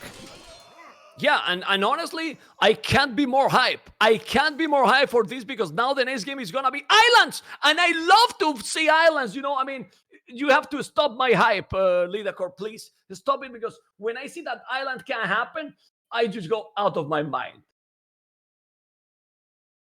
Are you sure it's actually Islands? I don't think so. Like, wow, but I'm so hyped. Don't remove. Okay, you remove the hype already. You got the goal. You remove the hype. I love it, man. I love it. But man, I want to see Islands, because if we have to see a decided game on Islands, I don't know what I do. I might stop streaming. I want Islands the next, and then if it's a 3-3, gold rush for the decider sounds, for me, a lot more interesting and great to see a decided game on gold rush. But that's just my opinion, you know. But then about this game, what happened? Like, I think there was two things. First of all, the siege push in early Imperial from Vikings is rather tough. And I think Hearttt also misjudged what his opponent was trying to do. Like, he went for skirmishes and onagers. He was expecting Arb and Ram, not Pike and Ram. And he just got overrun by Pikes and Rams and onagers. And I feel like if it would have been not Pikes, but Champions, for example, from Barles, it would have been even more dominant. Well, I don't know. Anyway, you have seen all the statistics. We have said absolutely everything. Next game, that hopefully is going to be the best map of the tournament. So, we got Portuguese, Tatars, Vietnamese left versus Italians, Berbers, Britons. It's either Berbers or Britons on Gold Rush, and Berbers or Italians on Islands. I think it's going to be Portuguese from Barles, that's no surprise, on Islands, if we go to Islands. So let's see if that's the case. Did they start it? I don't know. I don't see room now. Let me check on Discord. No, I don't think there is a room now. No. Okay. They probably also are taking a short break over here. So, yeah, I think if you are Hearttt, though, you pick Islands here because, as you said, you don't want a decider game on Islands. Not just because, you know, from a caster's perspective, that actually could be interesting. The problem... but we got the answer. I see the room is Islands, so I was right. Yeah. I'm so excited. Portuguese and Italians. I feel like the deal is that if you're Hearttt, you're more confident on land maps after what we have seen, like Gold Rush, for example. So you will try winning on Islands, but if you lose here, you want your stronger map to be the decider one. I think the stronger map for Hearttt is going to be the Gold Rush one. You don't want to risk potentially losing Gold Rush here and then having to play a decider on Islands. So, Portuguese versus Italians, back to the good old-fashioned setup. Don't shut up. I'm not going to cast this game. I mean, I refuse. I mean, it's sabotage. You know, I'm now I sabotage this. I refuse. I will have the camera for my viewers. I refuse, man. I mean, if they play a standard, this can be with I don't feel that they are going to make any landing with these saves. Hopefully I might be wrong, but this can be, I would be surprised to be a long game. Do these players play this map? Like, no. Who play Islands? They play Islands in the daily basis? I don't think they do. I think Barles in general doesn't play that much 1v1s. He's more like a team game player. So as you said, Black Forest, team games, he's good in 1v1, but he mostly plays like the standard land maps, so to say. Whereas Hearttt usually streams very late in the evening for me, so I'm not often watching him. But just knowing Hearttt, I have a feeling that he probably hates Islands. It's an AM thing, I feel like.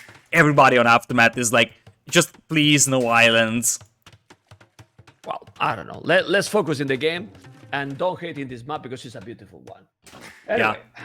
Imagine if there was a Master of Islands tournament. Like, we had Master of Socotra, we had a bunch of arena tournaments. It's time for Master of Islands. You want to kill me. Anyway, guys, people on YouTube, let's go for the game. Because this is Hearttt with Italians, Barles with Portuguese. And the map generation for Hearttt. That's a restart. Baby. That has to be a restart. I mean, that's an absolute disaster island. That is like... I wouldn't even call this an island. It actually looks like an L. So... Yeah, well, let's see if we have some luck and Hearttt don't explore, you know? And if he doesn't explore, we don't have to see 4 minutes extra for this map. Yeah. Please. I don't want that he explore anything. Hopefully he will push all the deals, and then with the 4 minutes, we will be able to keep going. So, yeah. Well, thank you guys for joining. Hopefully everyone enjoying my channel and also in Lidagor channel. You can remember the exclamation mark co-caster, and you have also Lidagor channel here in the comment. But Mr. Lidagor, I wish Hearttt the best, but I wish that he don't see his map. Yeah, he's going to lure that boar in with the scout as well, which means that he doesn't expect a landing and he doesn't want to land himself. That would also be a very hard boar lure with a villager, by the way, if you think about that. That would be a very, very hard boar lure all the way around. I think you need loom for that, or a scout blocking.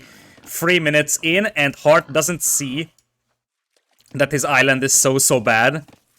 So it is very possible, as he said, that he will not notice it in time. But I think if you just look at this map, it's a restart for me. If he would see what we see.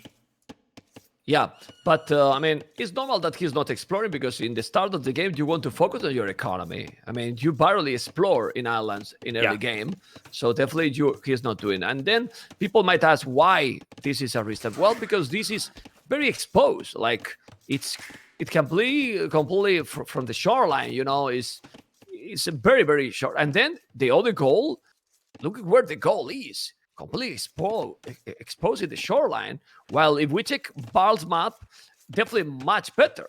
Yeah, Barles is a perfect map. Another goal save. Yeah, it's a good map for Barles. Look at even the wood lines. Most of them are far away from the shoreline, so galleons can't deny that. And also there is one additional effect. As 4 minutes have passed, Hearttt is going to have to play it with this map.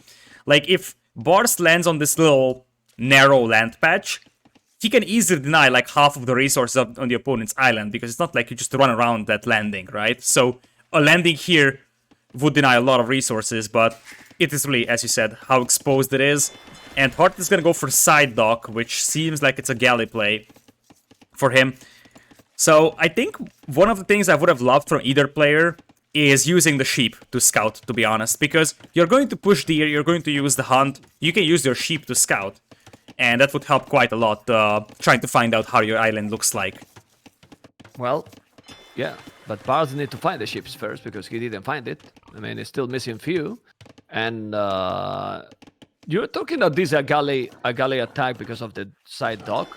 I just hope that it's going to be a landing. And that's why he put the dock here, because honestly, it will take quite a while to Barles to find this dock. But it can be what you say, though, maybe Castlage. Well, I don't think so. He will do Castlage. It's so risky. No. So either galleys, as you say, or land. Land, I think is going to be unlikely, but we never lose the hope. It's probably unlikely, because otherwise he wouldn't have used that scout to lure in the boar. You don't want to weaken your scout if you're actually landing. Although you never know with these players. That's the thing. Like, both of these players, as we discussed, neither of them are really fodder players, so technically a landing is a possibility for either of these guys. Yeah. Oh, he's landing. He's doing the mill. He's doing the mill. So that's the land, or it's a fast castle. Well, right now, this is not a galley rash aggression. This is a fast castle. It might be a fast castle. I think the board he took with the scout, because since he was behind the forest, even if it's the E and it's easier to lure, it will take a while, really a while with the scout, with the villager, sorry. And now he's gonna find his beautiful island. I might be thinking, what the hell is this, right? What is this island? But still, if he's going for a fast castle, oh, this is tricky, man. This is very, very tricky. Decision by Hearttt, but maybe it's gonna work. I mean, Italians cheaper, resources to go up, so who knows? Let's see. Yeah, this is going to be tricky. we'll see how fast Barles reacts, because I think the key here for Barles is that he needs to react to this one really fast. He's going to fall behind in castle each time, no matter what. The question is how much he's going to fall behind. Like, he needs to react with like a fast market, buy himself up, but he can't be beaten very hard to castle age here, because then he just gets overrun by fire ships. And indeed, that's 28 overall eco. And with Italians having cheaper age up, that is looking pretty good for Hearttt. Well, it's look good, but if he react properly, as you said, he need to find. I mean, the most important is that he find hard dock as soon as possible. If he's doing and take the fish, then it's completely different. Look at now how he's taking the fish. Hearttt need to go for the deep fish with those fishing ships. Come on. Yeah, absolutely. Oh, that hurts double. Need to go. Because your fishing ships gather faster from it, but you also consume that shorefish, and you want that villager to consume it. And are we having a pause? Yes, we do. I don't panic anymore. I just think, okay, a pause. But the resources are amazing. Like, the resources Hearttt got right now is amazing. Look at the food he has. But the thing here now is, Barles is going to know 100% that his opponent is going for the fast castle. So he need to go quick, find him, and take the fish. You know what I would love to see? I know that this is kind of tricky, or maybe even greedy. A landing now from Barles. Because if you see that he's going for the fast castle, and you go right away to land, Hearttt is in a problem. Yeah, that could be a possibility. That could very well be a possibility. Like trying to land your opponent. You create a lot of chaos there. So, well, let's see. Obviously, he knows by the time that it is, he knows that this is not a galley rush from his There is the barracks. Oh, I love it. I love it. I love it. He's going directly for the landing. And honestly, I think it's a great decision. If you are able to send two villages, build an archery range there, you create the chaos, and also find the galleys, find the fishing ships, that's huge. That's really, really huge. So let's see what is going to happen. You see, I mean, these kind of games in islands, I like it. Because what I don't like is the same thing all the time. You know, this is much better to watch. So it also looks like Bart's adding 2 more fishing ships because he knows that he's not going to get pushed really fast. So he's just going to go and get some more extra fishing, and he's also doing the right thing. Send 1 fire guy to the left, 1 to the right. Find your opponent's dock as fast as possible. And Hearttt is on the way to Castle Age, but that's a long time until he gets there. And the range is going to be built back at home, though, which is something I don't necessarily like for Barles. Yeah, I don't like it. I don't like it at all, because now he needs time to create 4 archers, put in the transport that is being created.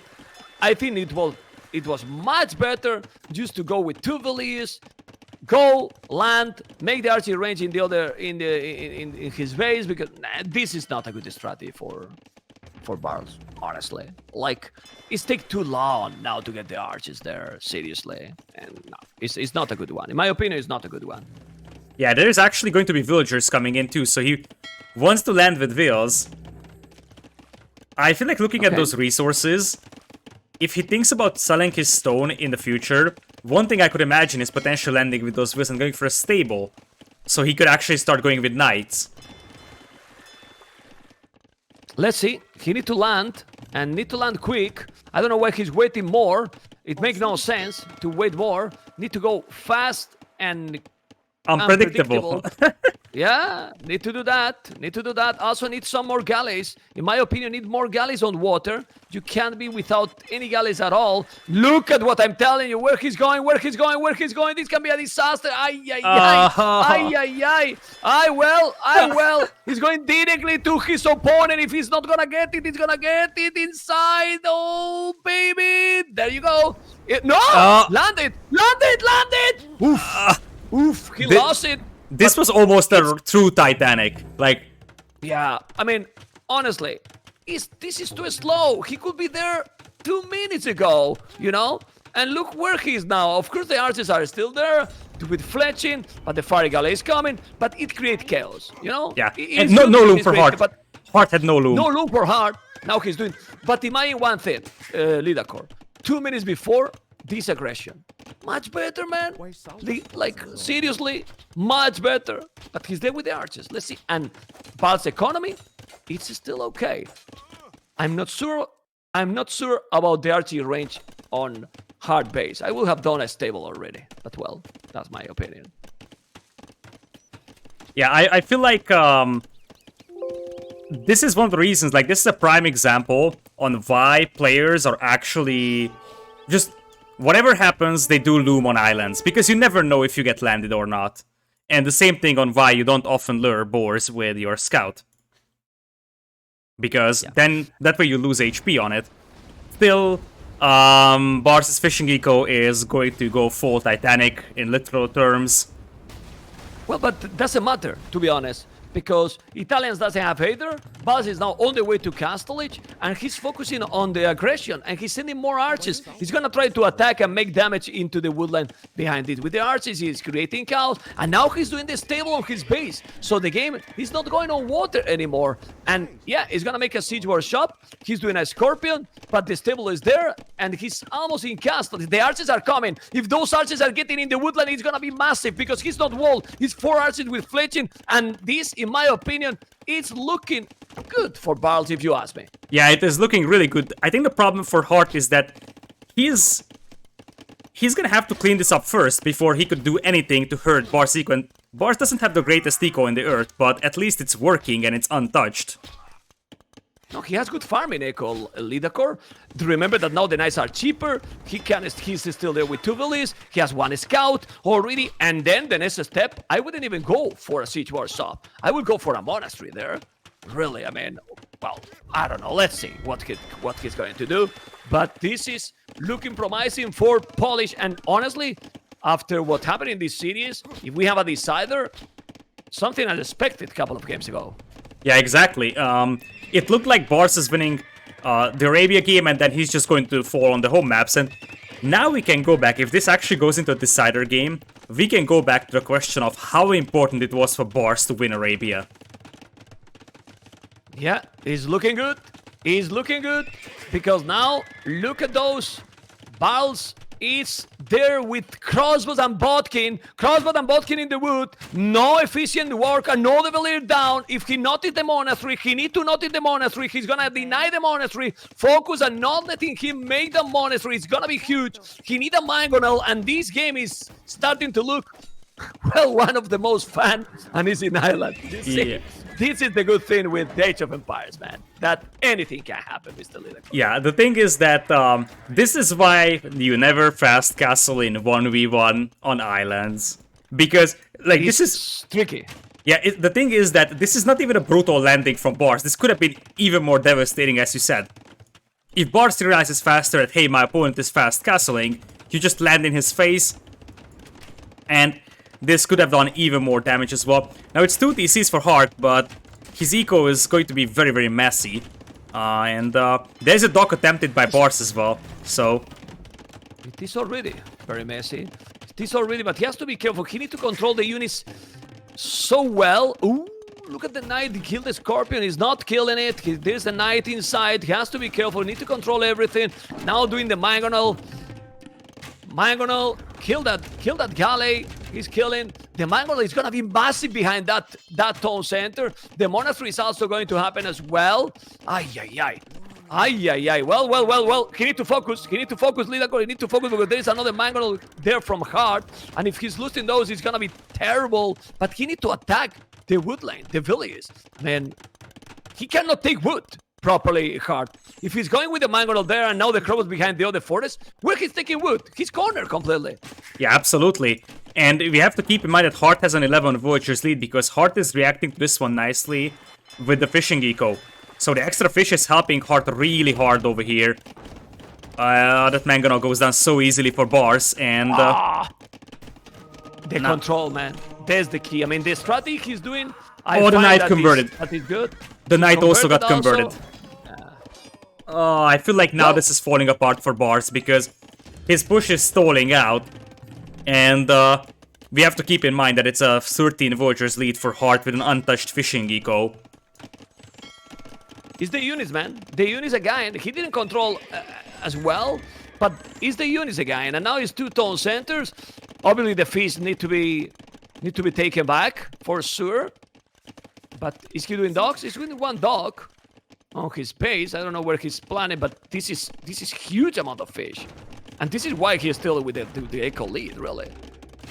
Yeah, like, Barles could definitely try coming back to water. It's not impossible for him. Because one thing that he could do, and that's something I think Lix did in one of the qualifiers, is that you're pushing on land and that distracts Hearttt, and now you're trying to come back for water. Because if you're just pushing on land, Hearttt is going to boom on water and defend on land. Yeah. Well, but explain me why he did that dog, Barles. Because I don't know yet. I think he wants to try to come back to water, but that's going to be tricky. Mangonel micro. So important. So important. This is so many mangonels. I mean, if he micro properly against those mangonels, why he's not doing a couple of knights and also the monks? He got sanity. He got 2 monks inside of his monastery. Use the units. I don't know. Let's see. The micro is so important. Now he's taking the mangonel. There you go. If he's taking another, oof. He's trying to do the job. This crossbows mangonel is going to take the TC. I don't know. But those crossbows should be behind the forest and kill more villages. Still, the economy is because of the fish. Otherwise, I mean, look at the wood. Look at the resources for Barles. 700 wood because he can't really micro at all. He's doing nice. He's going all in on land. And now another mangonel down. Yeah. He's killing all the mangonels. And that TC with 4 mangonels, Lidakor, easy, huge problems. Look at that, Cav archers on the south, because now we have another archer range over there. And they're just killing villagers there as well. And Hearttt is going to struggle to access food.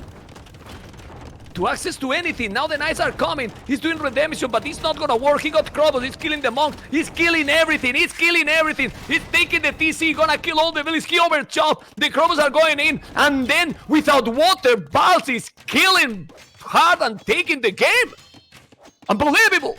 Yeah, it looks like we're actually heading to a decider game because Hearttt... Now all you need to do is just focus fire that TC with the mangonels. Because, like, look at all those villagers. The idle economy is crazy. What village? What village is it? What village? Look at this. La la la la la la la la la la. Well, the TC is going to go down. No more town center. This is insane aggression by Barles. He just forgot about the water and thought, all in, take the TCs. This is over. Decided game. Amazing. Yeah, like, incredible, man. Hearttt has nowhere to go. Hearttt has 9 army out of that 8 fishing ships or fire ships. He has no land army. Man. He's over. GG call, and then incredible game. Really incredible game. I told you, Lidakor, and you were telling all the time, Islands is a bad map, it's a bad map. You see, Lidakor? This is a good map, man. Okay. Oh, man. Well, I mean, it's what it is, man. Yeah, it's just brutal to look at this final picture. You have 64 villagers standing on one screen with 0 army from Hearttt. Like, if he doesn't resign here, he would just get defeated with all those villagers dying. He had 8 army, all of those were fire ships. And Barles made it happen. I mean, it was amazing. It was amazing. He didn't... I mean, 1 TC push, man. 1 TC push in Islands. This is a masterpiece, a masterclass for everyone in this map. Let's check the achievements because it's going to be brutal. Military, largest army, Barles 20. He killed 1 unit more than Hearttt, but all those were probably villagers, right? Yeah. All villagers. So in that situation, total domination, 20 villagers more, but doesn't matter. He got no TCs, nowhere to go. And game over, decided game, gold rush. Holy and moly, Mr. Lidakor. And this is exactly why Hearttt actually left Gold Rush to the final game, because he's more confident playing Gold Rush than playing Islands, and he wanted to make sure that if it is a decider game, then I play my stronger map. Imagine if he lost Gold Rush, then he would have to play the decider on Islands, and we can see that he wasn't necessarily confident on Islands, so the reason why he went for Islands here is because he feels better on Gold Rush, and it's... But you really think that after being 3-1, really convincingly ahead, and now 3-3, he's going to feel any confidence? I think the players are shaking now, are like, oh my... Oh, I mean, and honestly, why they played all these 6 games? Just play the decider from the start, and who wins is going to the main event, and we keep 3 hours safe. No, Lidakor, like, because now, look at this, 7 games again, and... I didn't expect this after those 3 games that he won in a row, very smooth and clear. Then the last game, Barles just dominate. And in this one, well, you have seen, and now we have Gold Rush that is going to be what? What's if? Britons or Berbers for Hearttt? Berbers. I think it's Berbers because you expect Barles to pick Tatars. Imagine that now Barles pick Vietnam. Yeah, but what do you do with Vietnam on this map? Well, Rattan Archers, man. They're good. Yeah, but you kind of have to start with something before Rattan Archers. I don't think so he will go Vietnam, but, I mean, maybe try to surprise his opponent. Because to be honest, Tatars are great here, but Berbers, I prefer Berbers. But we have the answers. The answer, we have it there, and the answer is Tatar versus Berbers. Expected, no surprise, Tatar versus Berbers for both. Well, the decision's gonna be crucial. How smooth they are going to go to each age, but Jordan other day with Tatars couldn't with the max Berbers, but it's decisions. Civilizations is important, but how they control the nerves and everything, it's gonna matter. Yeah, it is definitely going to matter. And who do you think is more nervous now? Because from one perspective, I would also think Hearttt. Like, the thing is that Hearttt was probably more confident and he's the stronger player. And Barles is probably, shaking because he's up against the stronger player. But I think on the last 2 games, we're starting to see that Barles was like, okay, whatever. He's no longer nervous. He's just going YOLO because he's like, okay, I was down 2 games. He may have even played a hideout with, just saying, okay, whatever, I'm gonna do my best, but I don't have high hopes. So everyone is expecting Lidakor that Hearttt advance. He was 3-1 ahead, then 3-3, and then I'm sure we are human that he's thinking, oh my god, if I lose now 3-4 coming back from the hell, and all the pressure is on me, and all these things it come to your mind, like it really has to come because it's what it is. Yep, but well.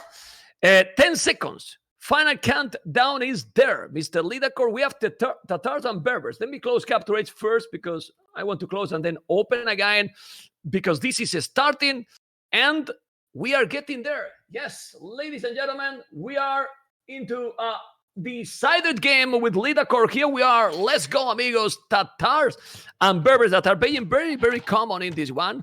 And if we get a crazy game like yesterday, Lidakor in Gold Rush, because yesterday game was insane, we could be really happy. And this is a decided game that is one of the most hype situations that we can find in any esport and in Age of Empires, Mr. Lidakor. Absolutely. And one thing that I would like to add to Gold Rush is that remember the Arabia game? Barles felt so confident that when he was Vod.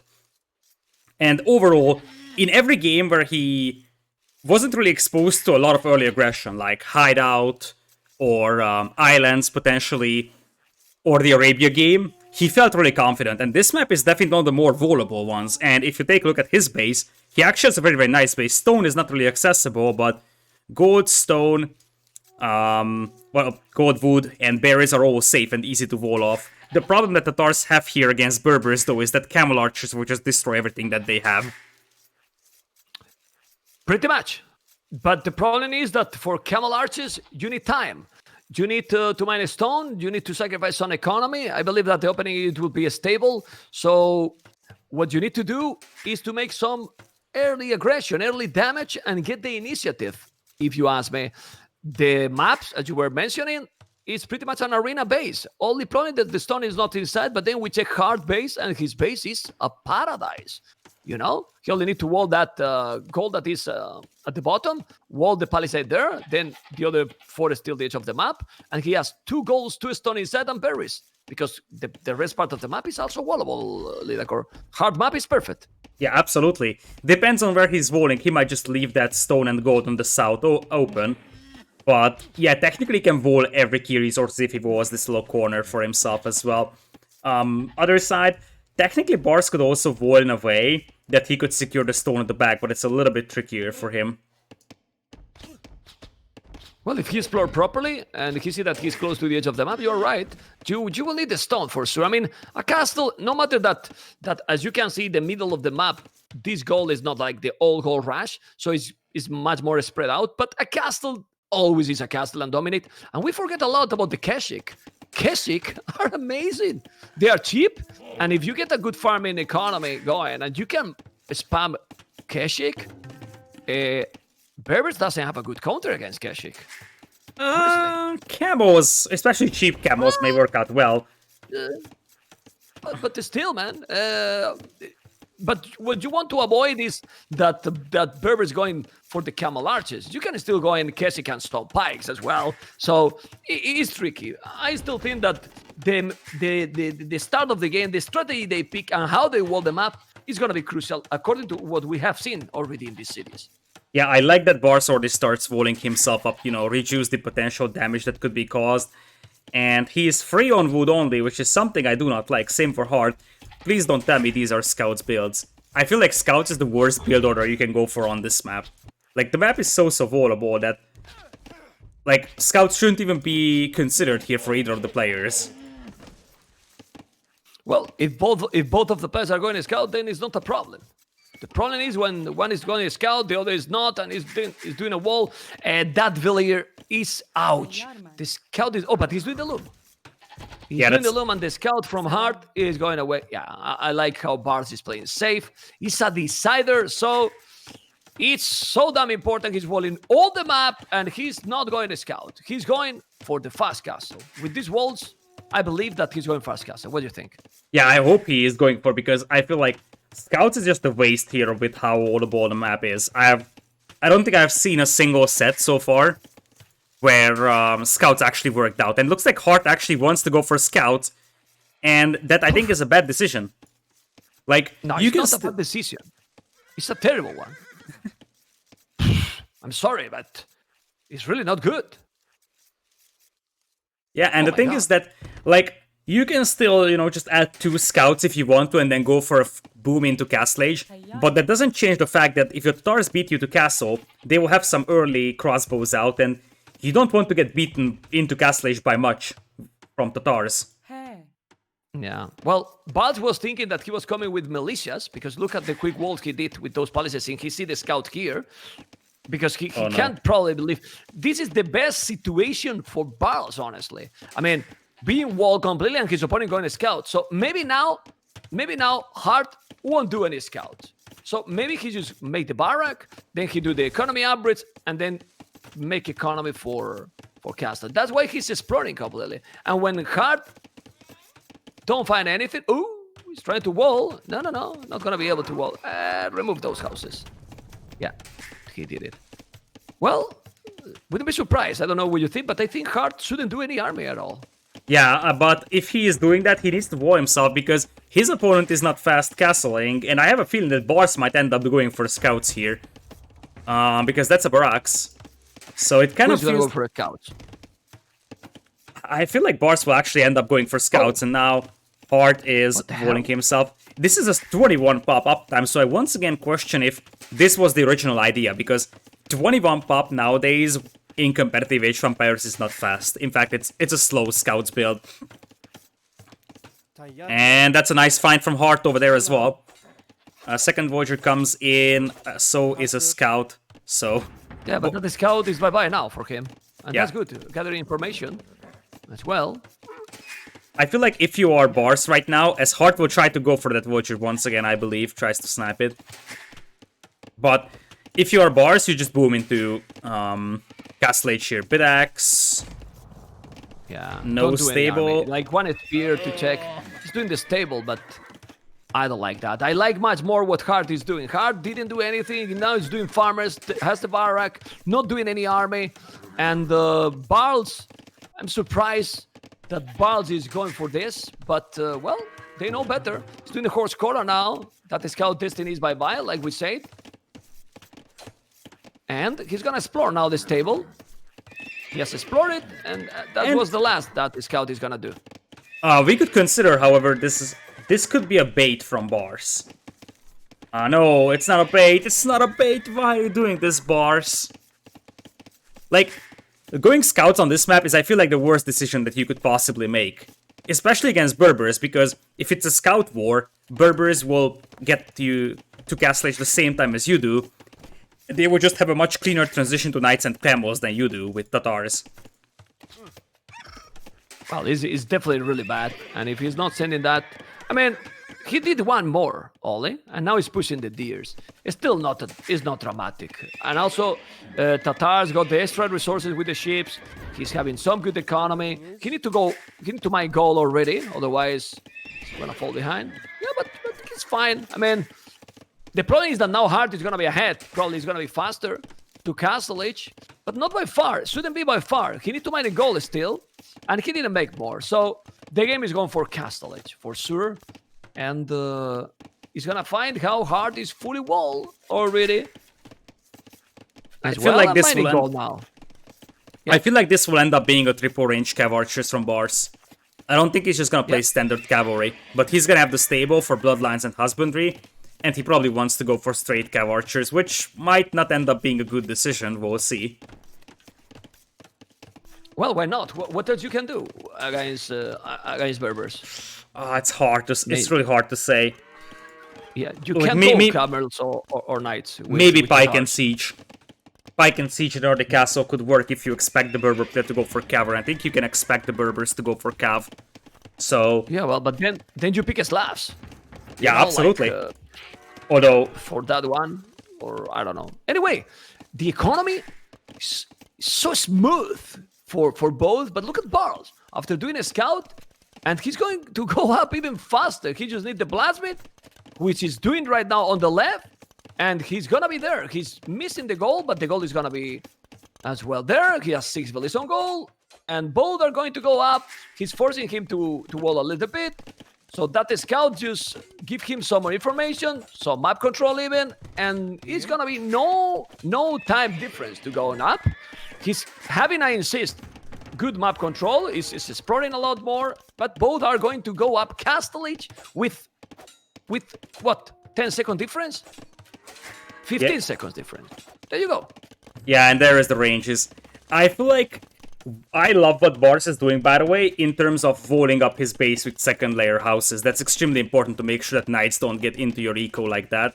But he's gonna have to play this on patiently and get at least 20 Cav Archers before he starts moving out. Otherwise, if he starts losing his army, he could be in trouble. And also get fast Husbandry.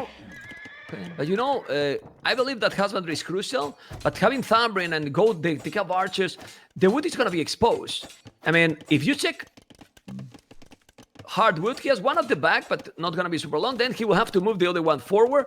Good thing with the Cav Archers here is that you can raid. If you're walled completely with Tatars and safe, the knights won't do any damage, at least not in his economy, while Barles can do damage with the Cav Archers. So let's see, it's definitely super interesting. And now, controlling the units is definitely the main thing here, crucial. And double stable at home. Hearttt is not going forward, because you could expect like what Max did yesterday. He's gonna go forward villas, he's gonna try to get a TC in top of that hill, but that's not happening at all. And Barles is completely safe. I insist, the mobility of those Cav Archers can give him something big. Let's see if it's gonna happen. Scalebard in armor, Castle is for both players, and he will need a gate or some spot where to go away with those Cav Archers. Yeah, absolutely. Hearttt is just getting +1 defense in, which means that his Knight push isn't going to be super strong at the beginning, and it's only seemingly double range Cav Archers. You could also make a case for getting a couple of Spearmen out here if you're Barles early on, because that would help so much against the early Knights and Camos, buy you some time until you mess your Cav Archers. Well, the Cav Archers from Barles are going to be amazing, but he has not even fletching. He's going on economy. I like this approach. You know, I like this approach for now. He's doing army, but he's doing a second TC. He wants to have some good economy going. While we don't see yet a Ton Center, who is even a monastery and spamming camels, but he will need so many. He's doing husbandry. He will need so many Cav Archers. Berbers is so dangerous if he's going to go for one full push, but he needs to do damage. Otherwise, he will fall in economy behind like a lot. Yeah, absolutely. So double stable camels. honestly, it's not going to be that threatening for Barles. Like, yeah, the monks will help a little bit for Hearttt, but I feel like it would have been better if he just goes for triple stables instead of double stables at monastery. Look at this. Oh, for sure. I mean, the monks are not did it. Well, he want to take the relics. Doesn't matter the relics here. There's a lot of gold in the middle. The middle is the key. Another Cavarches are coming. Bloodlines. But he's not finishing the TC on purpose. Look, he's not finishing the TC on purpose just to hold the position and attack from there. I love it, man. Good job there by him.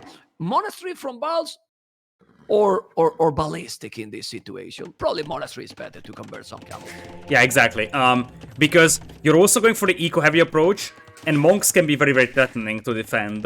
As there's going to be a second TC as well from Hearttt, but we have to keep in mind that Tatar Boom is also crazy because of the extra sheep. So that helps quite a bit at, you know, starting to build up your food eco.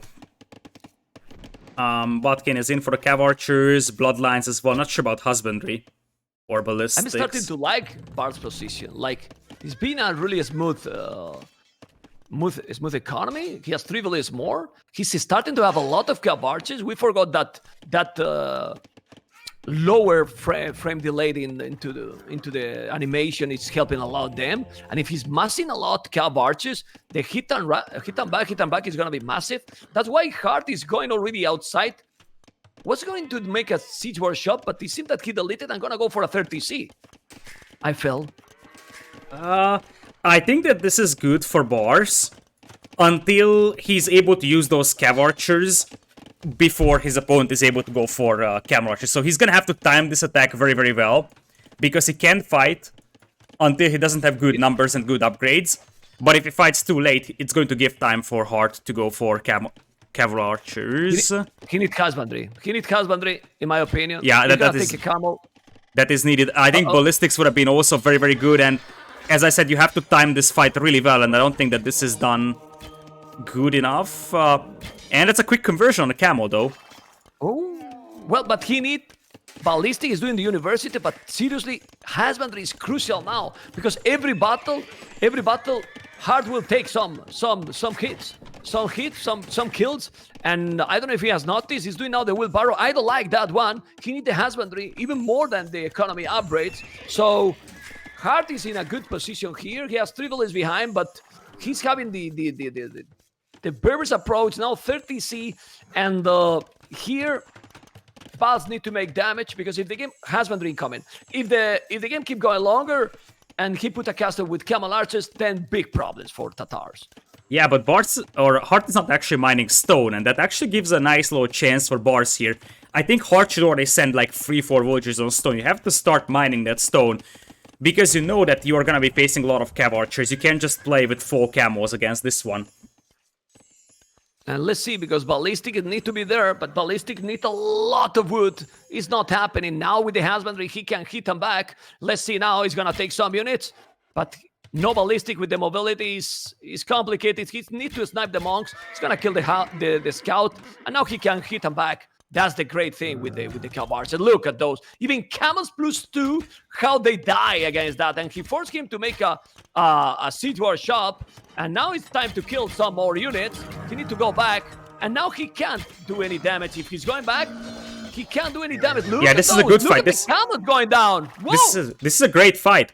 And there's monks behind this one. Like, Barles will try to drag those camels down and then turn back and take the hill, I think. Because he's also Tatars, so he's trying to take the hill here as well. Ballistics on the way. And I think it's getting more and more important for Hearttt to grab that first few Camel Archers, because he's getting overrun by Cav Archers soon. Especially when Ballistics comes in.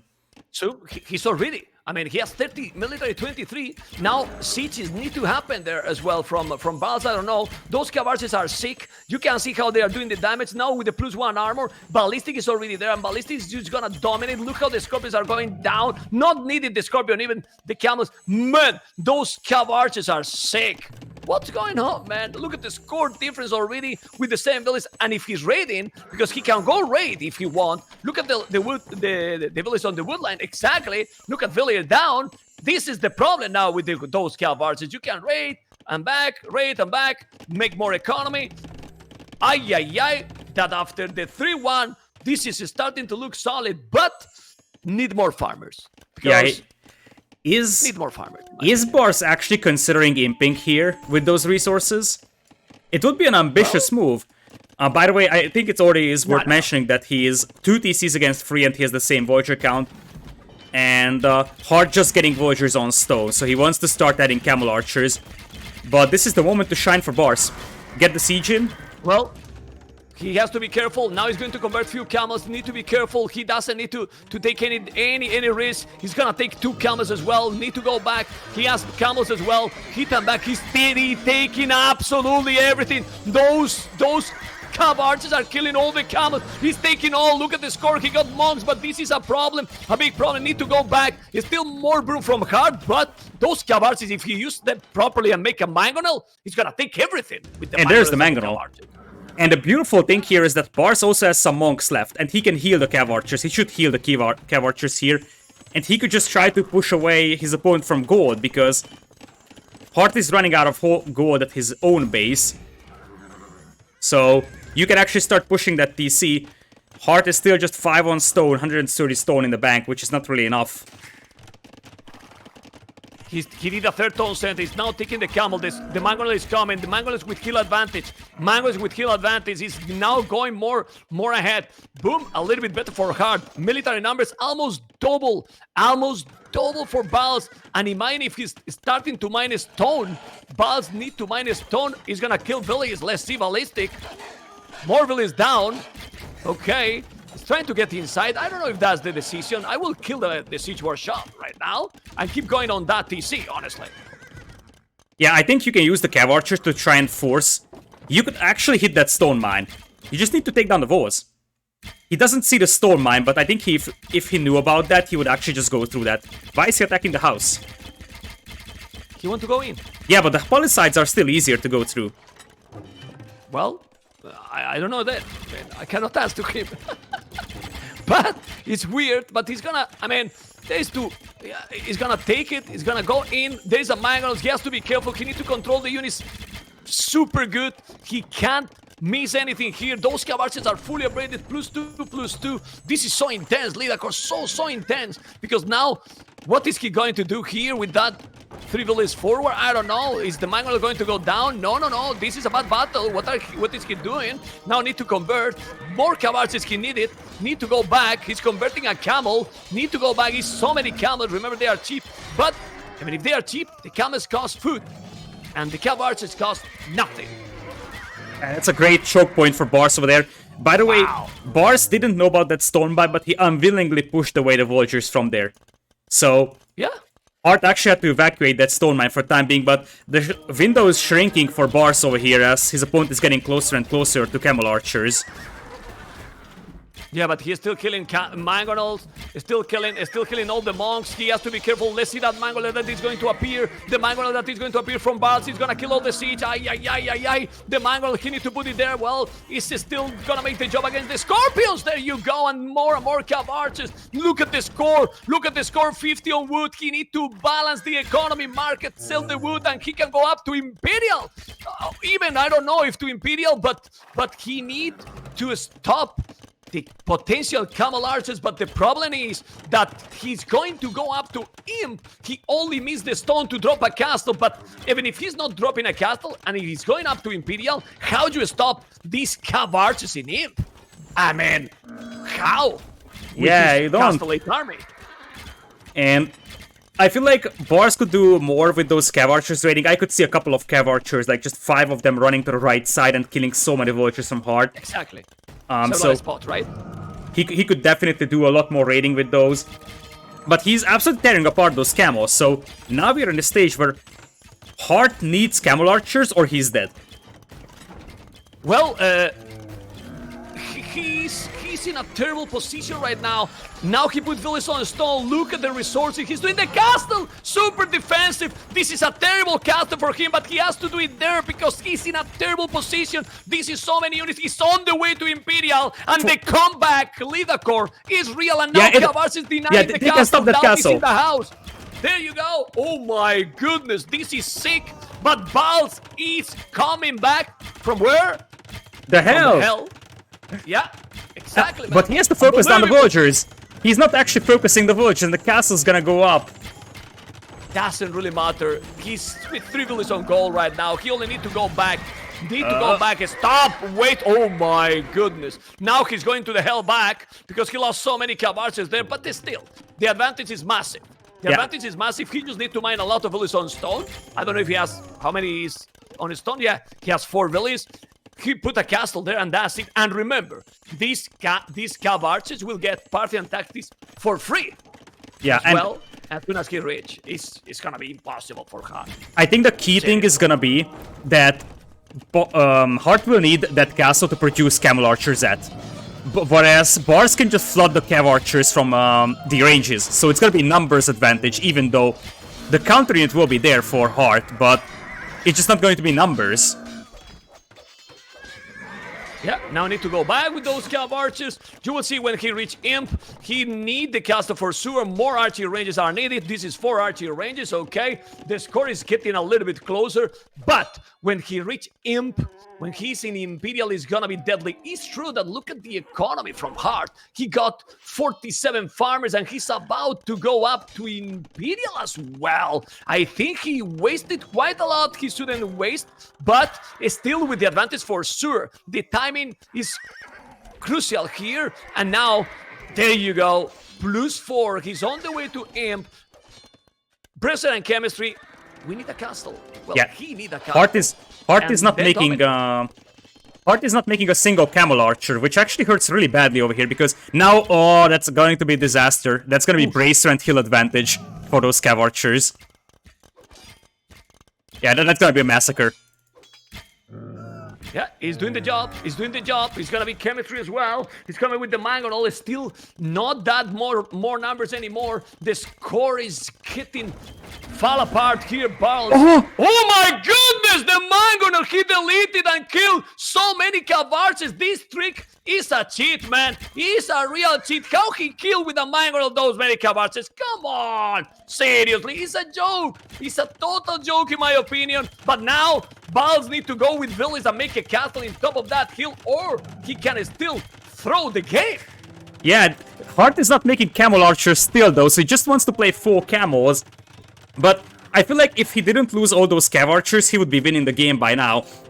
But now, as you said, just needs a castle on this hill, start making traps and keep adding cav archers and just actively trap down the opponent's castles. But Hearttt on the way to camel archers. Yeah, but this, in my opinion, if Barles control the units, he's probably nervous too. He's human, you know. But if he control the units properly, he should win still the game. He has the heal advantage. He needs trebuchet, and obviously conscription. Now he gonna have +6 cav archers, +6. Not heavy cav archers. Still need more farmers, and he has all the time in control. Those camels is still okay, but no gold at all. He's doing camel archers, but he has like what, 3, 4? Yeah, and if he's doing the armor, the special upgrade that is +7 from those Tatars, just need the heal advantage. Need to keep those cav archers in that main goal, and that's it. And now he's ready. Yeah, exactly. The raids are so important. Yeah. And look at this. All the camels moving to the left, and those cav archers on the right could kill so much. And heavy camel is going to be coming in for Hearttt. It looks like we'll have light cav for Barles for raids. He's doing, now he has the trebuchet. This is super intense, super interesting. Population 160, 148. He need to finish this, but it's gonna be difficult to finish now. He need to control the units much better. I think Barles is now not controlling the units as good as he should, but he still have a lot of advantage in the middle of the map. He's stonewalling his base, which honestly is what he has to do, because he need to avoid the raiding. Score! Yeah, score exactly. For Barles, for sure. And now if he's taking the castle, he's taking the game. Keep in mind that he is also Tatars, so holding that hill in the middle is insanely strong for him. Heavy cav archer coming in soon, as Hearttt is waiting for heavy camel. This could be the fight for Hearttt though. Let's see. Well, he still have the hill. He got the castle. There's a amount that he can convert. This, if he's losing those camels, it's gonna be so difficult. He need to put the village on the castle. This is insane. Those camels are amazing, but those are now heavy cav archers. He need to go back I think he need to go back a little bit, just put under the castle completely. He's doing the job, yes, and now those camels need to go back. At least he took a couple of trebuchet. He can also make bomber cannons. The score difference is still insane. It's still insane, but I don't think that difference is that big anymore. Yeah, it's close. But, and camel archers are coming, or at least camel archers should be coming. I think the problem that Hearttt is having is that his camels die to cav archers, and he can't make camel archers because you need to make trebs. And look at this. Exactly. I mean, exactly. It's only 2 castles. He has a stone to make another. Will borrow now. That's a problem with the economy. Not even heavy plow. Now, and remember one thing we forgot to mention. Also, the Khazars from Tatars are amazing as well, with extra armor too, trebuchets. So if he's putting their Khazars, and he's adding now at least the upgrades. This is Barles. This is Barles' game. He got the control. Look at the economy, double the army, and if he's taking those castles, he's gonna be insane. And remember one thing as well, Lidacor, siege rams could be also happening if the game keep going. And then how do you stop the siege rams with berbers? You don't. And the thing is that Hearttt is barely holding that castle, and he's unprepared for light cav raids. And Barles could unleash the light cav soon to Heartt's eco, and I feel like if those castles go down, it's game over for Hearttt, and Hearttt is just getting fletching. Oh my goodness. No fletching even? Oh my god, no fletching, so those cav archers can be there. He's +4, 48 farmer, 36 on goal. Barely have army, double the army. He's double the army. You won't repair the castle forever. And also, as you said, since he's doing trap, he's not even producing for those castles. No traps, no camel archers, no nothing. And now, that's the upgrade that we were waiting for. Timorid Siegecraft! Here comes the flaming camels. Let's go, flaming camels. But I think it's actually more about, here in this case, it's more about the range. +2 range would mean that you can actually outrange the traps of your opponent very, very easily. I think that's what Barles is waiting for.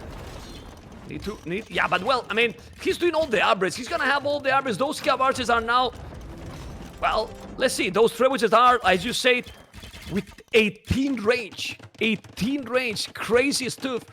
Crazy stuff with those trebuchets. And now the silk armor. That was the upgrade that I was waiting for. Silk armor as well. He's having everything. Well, with all those upgrades and getting the middle like he has, it's kind of sick. Yeah, and keep in mind, look at that gold mine that Hearttt is mining right now.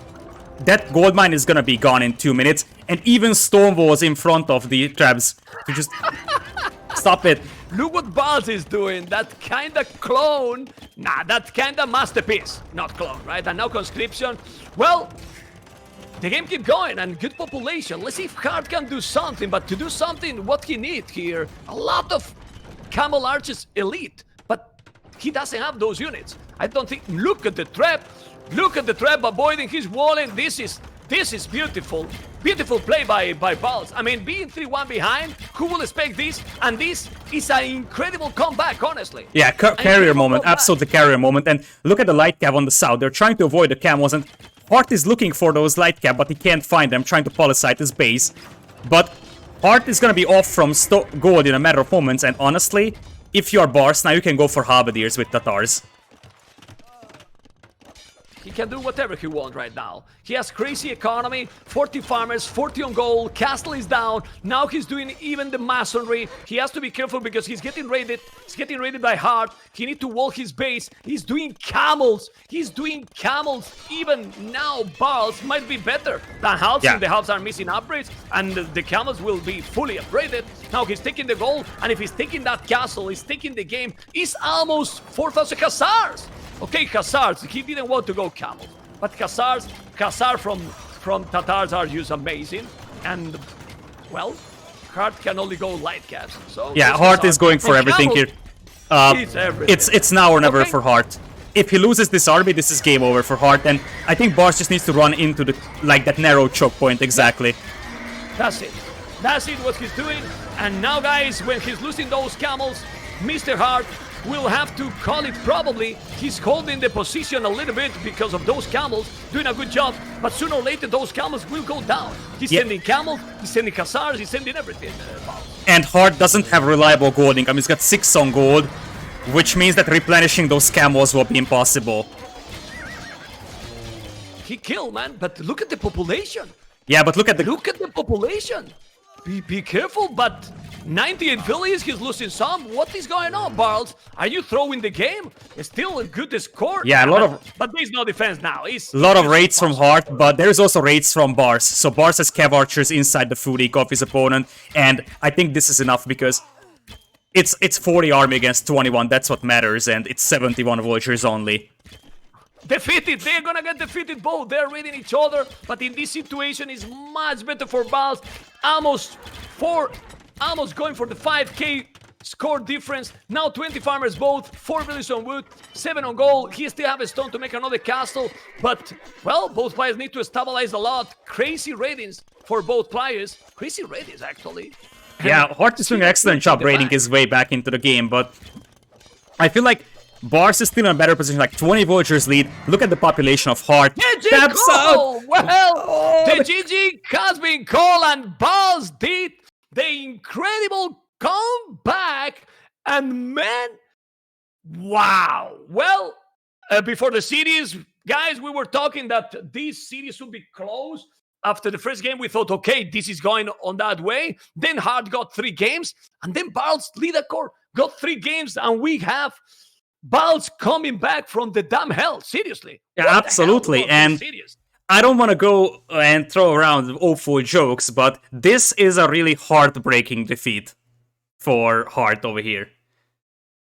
Because, like, he was so close.